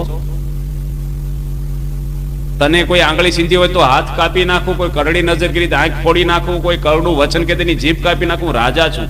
મારી માને દુઃખ કેમ છે? મેનાવતી કહે છે કે કોઈની મગદૂર નથી, મારી સામે કરડી નજર કરે, પણ મને દુઃખ તારું છે. કે શું છે? કે તારા બાપની પણ આવી કંચન જેવી કાયા હતી. આવું તારું ધન રે જોબન ધૂળ થાશે, કંચન જેવી કાયા તારી રાખ મારોળાશે. કે કંચન જેવી કાયા તારી રાખ થઈ જશે. તારા બાપની પણ રખ્યા થઈ ગઈ. શું કરું? ભગવાન ભજી લે. છે કોઈ માતા આવી પૃથ્વી પર? એકના એક દીકરાને કેવા વેણ કે છે ભગવાન ભજી લે, રખ્યા થઈ જાય. શું તારો બાપ પણ રખ્યા થઈ ગયો? અત્યારે તો 5-5 છોકરાઓ તો કે સાધુ થવાની વાત નહીં હો. ઘરે ખાવાનું ખૂટીને જ ગયું. આ બધા સંતો ખૂટી ગયું એટલે આવ્યા છે. આ બધા રાજાઓને ખૂટી ગયું એટલે નીકળી ગયા છે. માણસને સાધુ થવાની વાત, બહુ સાધુ વગર બેહવા મળે મા બાપને બીક લાગે. કદાચ લઈ જશે, જતો રહેશે. આ માતાઓ બધી ધ્રુવજીના આખ્યાનમાં આવશે માતા કેવી હોય. પરીક્ષિત રાજાને જાગૃતિ આવી ગઈ અને સુખદેવજીને પ્રશ્ન પૂછે છે. આમ તો બધા પેલા ઋષિ મુનિઓને ગંગા કિનારે પરીક્ષિત રાજા બેઠા છે, બહુ ઉદાસ થઈ ગયા છે. પરીક્ષિત રાજા ધર્મવાળા હતા. બધા ઋષિઓને ખૂબ જ પ્રેમ ને લાગણી હતી પરીક્ષિત ઉપર, એટલે બધા ઋષિઓ પણ હાજર થઈ ગયા. કોઈ પણ માણસના કુટુંબમાં દુઃખ આવે ને ત્યારે સ્નેહો ભેગા થઈ જાય. ઋષિઓ પરીક્ષિતને કહે છે કે અમે શું ઉપાય કરીએ, મારે શું કરવું? પરીક્ષિતને કહે છે કે તમે તપ કરો. કે હું તપ કરીશ, મૃત્યુ તો કઈ છોડશે નહીં અઠવાડિયામાં. કે દાન કરો કે આખું રાજ આપી દઉં. જન્મ છે એનો દીકરો છે પરીક્ષિતનો, એને રાજ આપીને પરીક્ષિત રાજા પોતે હાવ રાજમાંથી નિવૃત્તિ લઈ લીધી તરત જ. શું કરવું મારે? અને પોતે બહુ જ ભાગ્ય ઉદયને બહુ જન્મ સમર્પિત, એને બહુ જન્મના ભાગ્ય ઉદય થાય ત્યારે એને સંતનો સમાગમ મળે છે. ભગવાનની ઈચ્છાથી 16 વર્ષના સુખદેવજી ફરતા ફરતા આવે છે. શરીર ઉપર એક પણ કપડું પહેર્યું નથી. પરીક્ષિતના ભાગ્ય ઉદય થયાના પૂર્વના પુણ્ય હશે પાંડવોના, કે એના ઘરના ટકોરા ખખડાવતા સુખદેવજી પધાર્યા. મૃત્યુની અણી હતી. સુખદેવજી કપડું એક પણ પહેર્યું નથી. પાછળ ઘણા આવા નાના નાના છોકરાઓને બૈરા હોય પાછળ ધૂળ ઉડાડે ને કાંકરા મારે છે. સુખદેવજીને ખબર જ નથી કે મેં કપડા પહેર્યા છે કે નથી પહેર્યા, કારણ કે એને દેહ જ ભાવ નહોતો. અને ભાગવત ભણતા ભણતા જ બધે હાલ્યા જતા, અખંડ ભગવાનના ચરિત્ર ગાતા ગાતા જ ફરતા. એને દુનિયા શું છે એને ખબર નથી કે દુનિયામાં કોઈ બગડેલા માણસો છે. એ દરેક મેં ભગવાનનું સ્વરૂપ જ જોતા. એની મસ્તીમાં આવતા હતા બ્રહ્મની. પછી જ રાજાના પુણ્ય ઉદય થયા. બધા હજારો ઋષિઓ મુનિઓ, અંગીરા ભગીરથ બધા ઋષિઓ બેઠા છે. નારદજી પણ છે. બધા ઉભા થઈને સુખદેવજીનું સ્વાગત કરે. સુખદેવજી ખાલી 16 વર્ષની ઉંમર છે. શરીર ઉપર વાળ બધા વિખાઈ ગયેલા છે, નગ્ન અવસ્થા છે. અને ભગવાનની ઈચ્છાથી આવ્યા. પરીક્ષિત રાજા બહુ ખુશ થઈ ગયો. પરીક્ષિત રાજાને સામે બેસાડે છે અને પરીક્ષિત પોતે કહે છે કે સુખદેવજી, મારે 7 દિવસમાં મૃત્યુ આવવાનું છે, તો મૃત્યુની નજીક દિવસોમાં મનુષ્યને પહેલા શું કરી લેવું જોઈએ જલ્દીથી? સુખદેવજી કહે છે કે પરીક્ષિત રાજા, તારે તો 7 દિવસે કેમ ગભરાય છે તું? ખટવાંગ રાજાનું તો 2 મુહૂર્તમાં કલ્યાણ કર્યું છે. ખટવાંગ રાજા પોતે દેવતાઓ જોડે લડવા ગયેલો, દાનવો અને દેવતાઓના પક્ષે દાનવો જોડે લડતો, અને બહુ જ સુરવીરથી લડતો. દેવતાઓ રાજી થઈ ગયા એની ઉપર, અને એને કીધું કે હવે તમે મૃત્યુ લોકમાં જાઓ પાછા. ખટવાંગ રાજા આવીને પૂછે છે કે મારે આવડતા કેટલી છે? કે તમારે 2 મુહૂર્તની આવડત, 2 ઘડીની. 1 ઘડી એટલે 24 મિનિટ થાય, 48 મિનિટ એટલે પોણો કલાક જેવી આવડતા છે તમારે ફક્ત. સુખદેવજી પોણો કલાકમાં મોક્ષ છે ને 1 ક્ષણમાં થઈ જાય. એમાં કઈ 1000 વર્ષ જીવે તોય ન થાય. રાવણ 1,80,000 વર્ષ જીવો તોય નથી થયું. તમારું મન લાગી ગયું તો મોક્ષ થઈ ગયો. વાર નથી લાગતી. કરંટ આપ સીધ પાડો કેમ પંખો તરત લાગે, પણ લાગવું જોઈએ. પણ જલ્દી લાગે ને એટલે અત્યારથી પ્રેક્ટિસ કરવાની. મૃત્યુ ગમે ત્યારે આવે. અંતે આ મતિ શા ગતિ, જેવી મતિ હોય ને એવી ગતિ થાય આપણી. મૃત્યુ માણસને એવું છે ને કે આમ અંતકાળે યાદ આવી જાય ભગવાન, મોક્ષ થઈ જાય. પરીક્ષિતને અંતકાળ હતો. એક ભાભાને મૃત્યુનો અંતકાળ હતો ને, અને છોકરા 4, અને ભાભા પેલો ફરજો બન્યો, લાંબા ટૂંકા હાથ કર્યા. છોકરાને ચોકે ડાયટું છે રાણી સિક્કા, કે હોના પેલા બેંક નહોતી ને, બધું દાટતા. એટલે મરતા મરતા કઈક દેખાડતા જાય તો આપણે બધું ખોદવું ને વીખવું નહીં. એટલે ડોક્ટર બોલાવ્યો. અમથા ભાભા માંદા પડે શું કે અજમો ખાવ, ડોક્ટરની જરૂર નથી. છોકરો માંદો પડે દવાખાને લઈ જાય, ડોહાનું કાંઈ જરૂર નહીં દવાની. બહુ ઉતરી ગયેલી ગોળી હોય ને, તમને તાવ મીઠો ન હોય, ગોળી વધારે ને પણ એ આપી દે, આ ગોળી મટી જશે. શેની છે કોણ જાણે? સ્વાર્થ છે ને દુનિયામાં. અને આમ હાથ કરે ને ડોક્ટર બોલાવ્યા, શક્તિના ઇન્જેક્શન આપ્યા, સ્ટીરોઇડ વાળા ઇન્જેક્શન આપ્યા, અને 500 રૂપિયાના આમ દવા તાત્કાલિક કરી. અને છોકરા બાપામાં થોડીક તાકાત આવીને બોલ્યા કે 4 દીકરા આઈ છો ને ભેંસ ક્યાંની હાવણી આવે છે, અને ડોહા મરી ગયા એટલું બોલી. હવે એ મરીને શું થાય? પછી મરતા મરતા પેલા હોની હતા ને, હોની એને તાવ આવેલો, અને 4 દીકરા ડોક્ટર તાવ માપ્યો, 104 છે. હોની કે આપી દે, આપણે હોમાં જ લીધું છે. એટલે હોનાની નથી વાત, આ તાવની વાત હાલે છે. પણ આખી જિંદગી તમે જેવું કેસેટમાં રેકોર્ડિંગ કર્યું હોય ને, એવું આખી જિંદગી સંભળાય ને પછી બીજું કઈ સંભળાય? એમ આપણે આખી જિંદગી જે કઈ કર્યું હોય ને અંતકાળે યાદ આવે. મૃત્યુ ઘડી એવી છે ને માણસને કે આધિવાધી ઉપાધિ બધી લાગે માણસને. પરીક્ષિત રાજા પોતે સાવધાન થઈ ગયા. સુખદેવજીને પૂછે છે કે મારે શું કરવું જોઈએ મૃત્યુ આડી ઘડી? પરીક્ષિત રાજા અનશન વ્રત લઈને બેઠા છે. પાણી પીવું નહીં, ખાવું નહીં, ઉઠવું નહીં, ઊંઘવું નહીં, હલવું જ નહીં. કેટલા દાડા? 7 દાડા. બહુ ભારે છે ને કથા. તમને હમણાં આકાશવાણી થઈ હોય, આજ શું વાર છે? મંગળવાર છે. અને શુક્રવારે તમારે બપોરે 2 વાગે મોત આવવાનું છે. તો ઘરે ભજીયા બનાવ્યા તો ખાવ, કેરી રહ કાઢ્યા હોય ખાવ, છોકરા આઈસ્ક્રીમ ને ગુલ્ફી ખાવ. શુક્રવારે શું કરવું? માણસ ઊંઘ આવે, ચેન ન પડે ક્યાંય. હવે 7 દાડામાંથી 8મો દાડો નક્કી છે આપણો. 7 દાડા ફિક્સ છે ને આપડા, ગમે ત્યારે કથા આવે છે કે એક બ્રાહ્મણ હતો, એને ગરુડજી જોડે હેત. બ્રાહ્મણ ગરુડજીને કથા સંભળાવે. બ્રાહ્મણ ગરુડજીને પૂછે, ગરુડજી તમે તો વૈકુંઠમાં રહ્યો, ભગવાનનું વાહન કહેવાય, અને મારે તો ગમે ત્યારે મૃત્યુ આવી જાય, તમારે તો ભગવાનની સાથેનો સંબંધ, એટલે તમારે ત્યાં મોત ન આવે. ગરુડ કે તું ગભરાઈશ નહીં, હું તને મોતમાંથી ઉગારી લઉં. તારું મોત જેમાંથી આવવાનું છે ને એ હું ભગવાનને પૂછી લઉં, કારણ કે ભગવાનની સાથે જ હું રહું છું.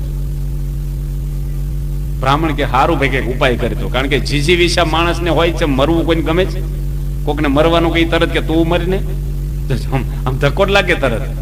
એક ડોસીમાં પેલો ભારો લઈને આવતા હતા ને ઘાસનો, બિચારા એકલા છોકરા નોખા કાઢે છે અને શરીરમાં રોગ ગણે ને 2 મણ ઘાસ ઉપાડેલું, અને કંટાળી ગયા કે આની કરતા તો મોત આવે થારું, અને ભારો હેઠો નાખ્યો રસ્તામાં, અને મોત આવીને સામે જ ઉભું રહ્યું.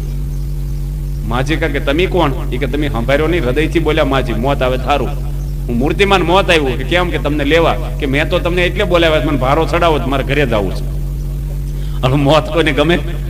આમ કહીએ ખરા દોરી ખેંચી લે થારું, પણ દોરી ખેંચે કોક મરી ગયો ને ઘરમાં બોલે કે આની કરતા ભગવાન મને લઈ ગયા હોત તો, પણ પેલો હલ્યો હોય તો થોડોક કે હું તો ખાલી ખાલી કહું છું, કે પછી તૈયાર કોઈ ન થાય, ખાલી બોલે.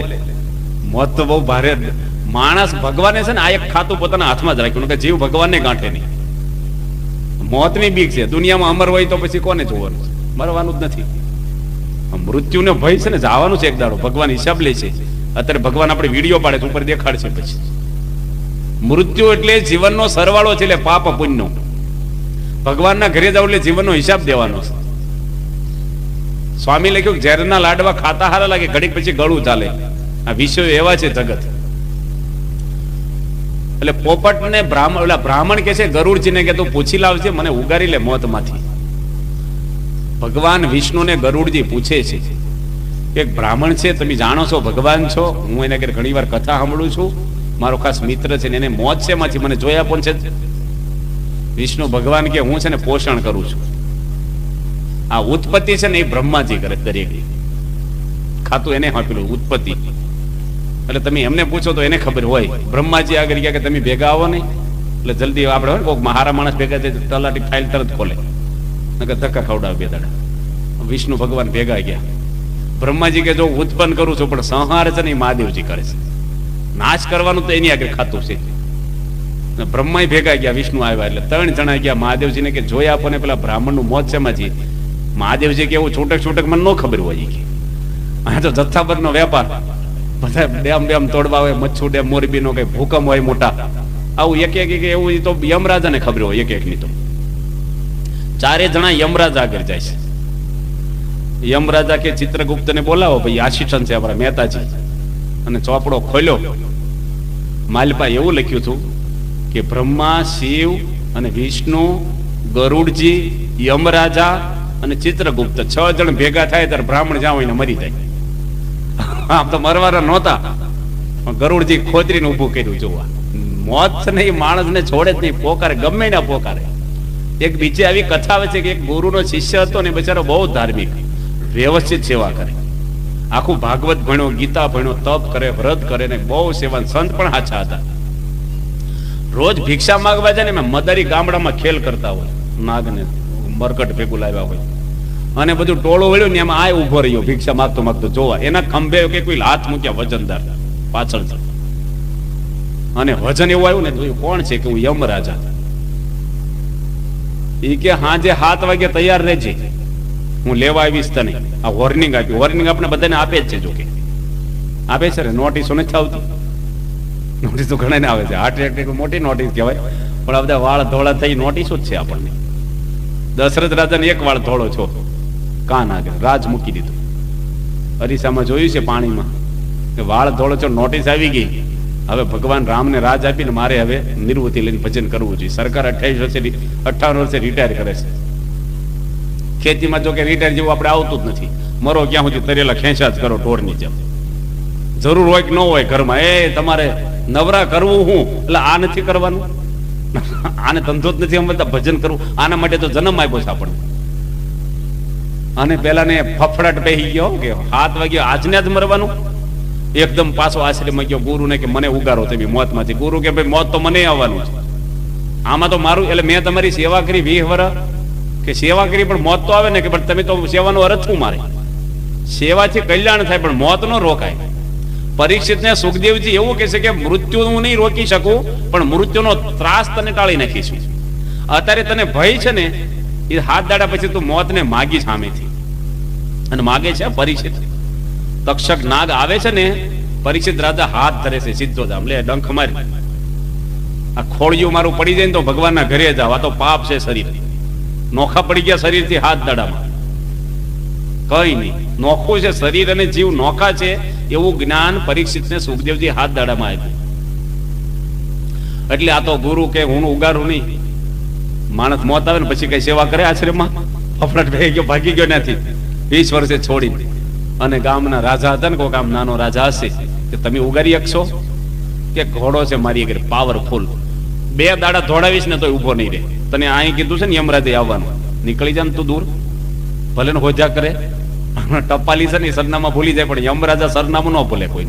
સુરત જાવ, મુંબઈ જાવ, બેલ્જિયમ જાવ, એ તમારે આવી જ જાય. મોત કોઈને મૂકે નહીં. એટલે પછી તો ઘોડો લઈને ભાગ્યો પેલો, અને પછી તો ઉભો રે પાણી પાવા પીવા. હાજે 7 વાગ્યા સુધી ઘોડો દોડાયો, દૂરનો દૂર નીકળી ગયો. અને ઝાલર વાગ્યા સમય થયો ને ગામની ભાગોળે ઉભો રહીને ઘોડાને થાબડે છે કે હારું કર્યું તે મને અહીં લાવી દીધો કે છે. એટલામાં યમરાજા ઘોડાને થાબડવા માંડ્યા. એ કે મને ચિંતા હતી કે આ કેવી રીતે અહીં પોકશે, એનું મોત અહીંયા હતું. કે હારું કર્યું તે લાવી દીધો આ નહીં. બસ તરત ઉપાડ્યો એને ત્યાંથી. એટલે મોત તો કોઈને છોડે એવું છે. પરીક્ષિત રાજાને ભય પામી ગયો તો કથામાં બેસી ગયા છે. ભય તો દરેકને છે મૃત્યુનો, અને બધા ભયમાં જ જીવે છે. આપણે ભૂકંપ થયો ને પછી થોડા થોડા આંચકા આવતા, ભાવનગરમાં બહુ આવ્યા. તો ઘણા માણસો શું કરે, વાસણ ઉપર વાસણ મૂકે, એની પર પાછું કઈક ડીશ ઓલી વાટકી મૂકીને એની પર થાળી મૂકે પાછું. એટલે કઈક ભૂકંપ આંચકો આવે ને તો જાગી જવાય, કુવે ને બાજુ મૂકી રાખે આવું. એટલે થોડું છે આંચકો આવે ને, આમાં ગઢડામાં એક આંચકો આવી ગયો હતો, એમ બધા હુતા હતા મચ્છરદાનીમાં. અને ભાગ્યા ને ત્રણ પગીચા ઉતર્યા, એક હાથે આંચકો આવ્યો, હારો એવો આવ્યો હતો, કખડવા મળ્યું હતું બહાર ગયું. ખ્યાલો ડટાઈ જશે. મોત છે ને ઊંઘમાંથી જગાડી દે તમને. મોત મૃત્યુ વસ્તુ એવી છે કે ગમે ત્યાં માણસ જાય, પગ પર્વત ઠેલી પાડતા, નભ તારા નખથી ઉખાડતા, અંજલિ કરી સિંધુ પીચતા, નવ જાણે જન કોઈ ક્યાં હતા. મરવું જનનો નક્કી ઠરાવ છે, મરવું જનનો સ્વભાવ છે, કે મૃત્યુ નક્કી ઠરાવ છે. માણસનો નક્કી ઠરાવ થઈ ગયેલો જ છે. તમે રોકો, ગમે તેટલા ડોક્ટર હોય, કોઈ ઉગારી શકે એમ નથી આ દુનિયામાં. તમારું કુટુંબ હોય, હગા હોય, કોઈ પણ માણસ હોય, મોત. બ્રહ્માનંદ કહે ખબરદાર બંદા દેખ, કાલ કિસી કો ન છોડતા હે. કાળ કોઈને છોડતો જન્મ્યા ત્યાંથી જરૂર જાણો મરવાનું છે માથેજી. આવ્યા ત્યારે શું લાવ્યા શું લઈ જાવ. પ્રભાતે ફૂલડિયા ખીલે, સાંજે તે કરમાશેજી. નિત્ય બાગમાં નવીન કળિયો ખીલીને ખરીદાશે. તે પ્રમાણે જગત જાય છે જળની પેઠે વહેતું. પીપળ આવે છે ને, પીપળ પાન ખરંતા હસ્તી કુપળિયા, મુજ વીતી તુજ વીતશી હળવી બાપુળિયા. કે ખરી ગયું પાન પીળું થઈને, કુપળીઓ બધી હસે છે. પાંદડા કે હસીશ નહીં, મને વીતી એવી તને વીતવાની છે, તું ધીરી રહે. ગઢ પણ કોને નથી આવવાનું? બાપા થવાનું છે કે નહીં? ધોળાવાળા આવવાના નથી? બધું થવાનું છે, બધું કોઈ બાકી જ નથી. આ બધા યુવાન હતા કે નહીં? બાળક હતા કે નહીં? અને ઢીંગલાથી રમતા હતા, લખોટીથી રમતા હતા, મોય દાંડીએ રમતા હતા. અત્યારે આ ભાભા મોય દાંડીઓ રમે બજારમાં, નો કે સહકી ગયું? રમાય? લખોટી રમો તમે? ઢીંગલું આ છોકરાને પૂતળું તૂટી ગયું હોય તો રડે, તમે રડો? તમને ખબર પડે ખોટું છે. હવે આ જ્ઞાન જયારે આપણને થાય ને સાચું, ત્યારે આપણને જગત પણ એવું જ લાગે. પછી કઈ માલ ન મનાય. રાગ છોડવાની જરૂર નથી, રાગ છોડવાની જરૂર છે વિષયોમાંથી. ઘર છોડવાની જરૂર નથી, ઘરમાં આસક્તિ છે ને એ છોડવાની છે. આપણે કોઈ મહાન પુરુષ હોય, શાસ્ત્રોએ આપણને ઘર છોડી દેવાનું નથી કીધું. વૈરાગ કોઈને છોડે તો જુદી વસ્તુ, પણ એવું નથી કે સાધુ થાય એનું જ કલ્યાણ થાય. આસક્તિ સાધુ રહે તો સાધુ રખડી જાય. કોઈ રાગ આપણને ન હોવો જોઈએ. જનક રાજા રાજ કરતા પણ વિદેહી હતા, રાજમાં બંધન નહોતું. પરીક્ષિતને એ કે છે સુખદેવજી કે તું રાજમાંથી બધામાંથી મન ઉખાડી નાખ. હવે તને 7 દિવસથી આડા, એટલે ગભરાશ નહીં. તું સામે બેસી જા, હું તને ભગવાનના ચરિત્ર સંભળાવું છું. પરીક્ષિત રાજાને સુખદેવજી ભગવાનના ચરિત્ર 9 સ્કંદ સુધી સંભળાવે છે. ત્યાર પછી બીજા સ્કંદની અંદર ઉત્પત્તિ સર્ગ આવે છે, જેની અંદર બ્રહ્માજી ઉત્પત્તિ કરી આખી જગતની. બ્રહ્માજી જગતની ઉત્પત્તિ કરે છે. ભગવાને તેને આદેશ આવે છે બ્રહ્માજીને કે જગતની ઉત્પત્તિ તમે કરો. આખું જગત આખું રચાણું છે ને, ઉત્પત્તિ કરવા પેલા માણસોને રાખવા ક્યાં? પૃથ્વી જોઈએ ને, એટલે પેલા પૃથ્વીને બનાવી ભગવાને.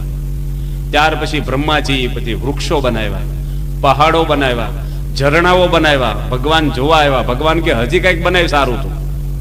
પક્ષીઓ બનાવ્યા, પશુઓ બનાવ્યા, ભગવાન કે હજી કઈક બનાવ્યા. અને છેલ્લે બ્રહ્માએ શું બનાવી દીધા? માણસો બનાવ્યા.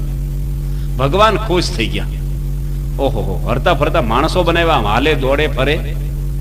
મનુષ્યો બનાવ્યા. ભગવાન એની જોડી હતી ને આખી બ્રહ્માજીને આપી દીધી. અને એક વસ્તુ પગ હેઠે દાબી દીધી ભગવાને. લક્ષ્મીજી કે આખી જોડી ઠલવી દીધી, સર્વસ્વ તમારું. અને નાની વસ્તુ હું હંતાડી દીધી. ભગવાન કે શાંતિ પગ હેઠે રાખી છે. ભગવાન સ્વામિનારાયણ કહે છે કે હે પરમહંસો, શાંતિ તો એક નારાયણના ચરણાવિંદમાં છે. જગતમાં બધું આપ્યું ભગવાને, પણ શાંતિ કોની આગળ રાખી છે? ભગવાન આગળ. કા સુખ હરિ કે ચરણમાં, કા સંતન કી માહી. ભગવાનના શરણમાં સુખ છે, કા સંતના સમાગમમાં શાંતિ રહેલી છે. તુલસીદાસ કહે છે. બ્રહ્માજીએ બધું મનુષ્યો બનાવ્યા, પણ રાખવા ક્યાં? પૃથ્વી બનાવી. આ પૃથ્વીને રચયતા પેલા ભગવાને પછી બ્રહ્માજી પોતે 10 પુત્રોને જન્મ આપે. જન્મ એટલે ઉત્પન્ન કરે છે મંત્રથી. મૈત્રી ઋષિને મંત્રથી ઉત્પન્ન કરે છે, અંગીરાને કરે છે, પુલહને કરે છે, અત્રિને કરે છે. પુલસ્તો, કૃતુ, ભૃગુ, વશિષ્ઠ, દક્ષ અને નારદ, આ 10 ને બ્રહ્મા ઉત્પન્ન કરે છે મંત્રથી. આ સૃષ્ટિના 10 મૂળ પાયામાં માણસો છે. આપણે બધા વંશો એમાંથી થવાના છે. અને ત્યાર પછી બ્રહ્માના ડાબા અંગમાંથી ધર્મ અને મૂર્તિનો જન્મ થાય છે. બ્રહ્માના છાયામાંથી કરદમ ઋષિ ઉત્પન્ન થાય છે. બ્રહ્માના શરીરના માંથી વેદ ઉત્પન્ન થાય છે. બ્રહ્માએ શરીરના 2 ભાગ કરી નાખ્યા, અને એકમાંથી મનુ અને શત્રુપા ઉત્પન્ન થાય છે. એને 5 સંતાનો થાય છે. 2 દીકરા છે, જે ઉત્તાનપાદ રાજા અને પ્રિયવ્રત. ઉત્તાનપાદના ધ્રુવ થવાના છે. અને 3 દીકરીઓ ઉત્પન્ન થાય છે, પ્રસૂતિ, દેવહૂતિ અને આકૃતિ. એ 5 સંતાનોમાંથી આ મનુ અને શત્રુપામાંથી 5 થયા. એમાંથી સમગ્ર સૃષ્ટિ થઈ. પેલા જ્ઞાતિ હતી જ નહીં. આપણને મનુષ્યો કેમ કહેવામાં આવે છે? કે મનુ ભગવાનમાંથી આપણે ઉત્પન્ન થયા. મનુર્ભવ. મનુષ્યને કહે છે તું મનુષ્ય થા. મનુષ્યનું નામ એટલે પડ્યું કે મનુ ભગવાનના વંશો છે, પણ કાર્ય ઉપરથી માણસની જ્ઞાતિ થઈ. ભગવાનના બાહુમાંથી ક્ષત્રિયો થયા છે, મુખમાંથી બ્રાહ્મણો થયા છે, ઉદરમાંથી વૈષ્ણવ એટલે આપણે બધા થયા છે, અને પગમાંથી શૂદ્ર કહેતા અમુક નીચી જ્ઞાતિ ઉત્પન્ન થઈ છે, જે સમાજની સેવા કરે છે, શાસ્ત્રમાં લખ્યું છે. અને ત્યાર પછી બ્રહ્માએ પોતે આકૃતિને ઋષિ પ્રજાપતિ જોડે પરણાવ્યા છે, દેવહૂતિને કરદમ ઋષિ જોડે પરણાવ્યા છે, અને પ્રસૂતિને દક્ષ પ્રજાપતિની જોડે પરણાવ્યા છે. દક્ષ પ્રજાપતિમાંથી કોણ થવાના છે? પાર્વતીજી. અને આખી સૃષ્ટિ આમાંથી ઉત્પન્ન થાય છે. હવે પૃથ્વીને દિતિ અને અદિતિ કશ્યપ મુનિના 2 પત્નીઓ હતી. દેવતાઓને દાનવો સગા ભાઈઓ છે. આ ભાગવતમાં આપણે જોશું વારીખણીયા ઝઘડા એના થાય છે, સાચવારે. જોજો, ગામમાં તમારે ઝઘડા રોજ નો થાય, ભાઈઓ ભાઈઓમાં સાચવારે થાય. બાજુના ગામવાળા જોડે તો ગામમાં સેજે સેજે ઝઘડા આપણે થતા હોય ભાઈઓમાં, નહીં જેવી વાતમાં. એટલે ભગવાન પોતે આ પૃથ્વી બનાવી, અને ત્યાર પછી દક્ષ પ્રજાપતિ 2 પત્નીઓ હતી, દિતિ અને અદિતિ. દિતિના દૈત્યો થયા, અદિતિના દેવતાઓ થયા. દિતિ પોતે કશ્યપ પ્રજાપતિને કહે છે કે તમે મારો સંગ કરો. એને કામ વાસના આટલી બધી વ્યાપી ગઈ, અને કશ્યપ મુનિ પોતે કહે છે કે અત્યારે સંધ્યાકાળ છે, આ સમય સારો નથી. અસુરોનું જોર હોય, પણ પેલી કામ વિહવળ થયેલી ને કશ્યપ મુનિનું વસ્ત્ર ખેંચવા મળી. પછી એને ગર્ભ રહે છે.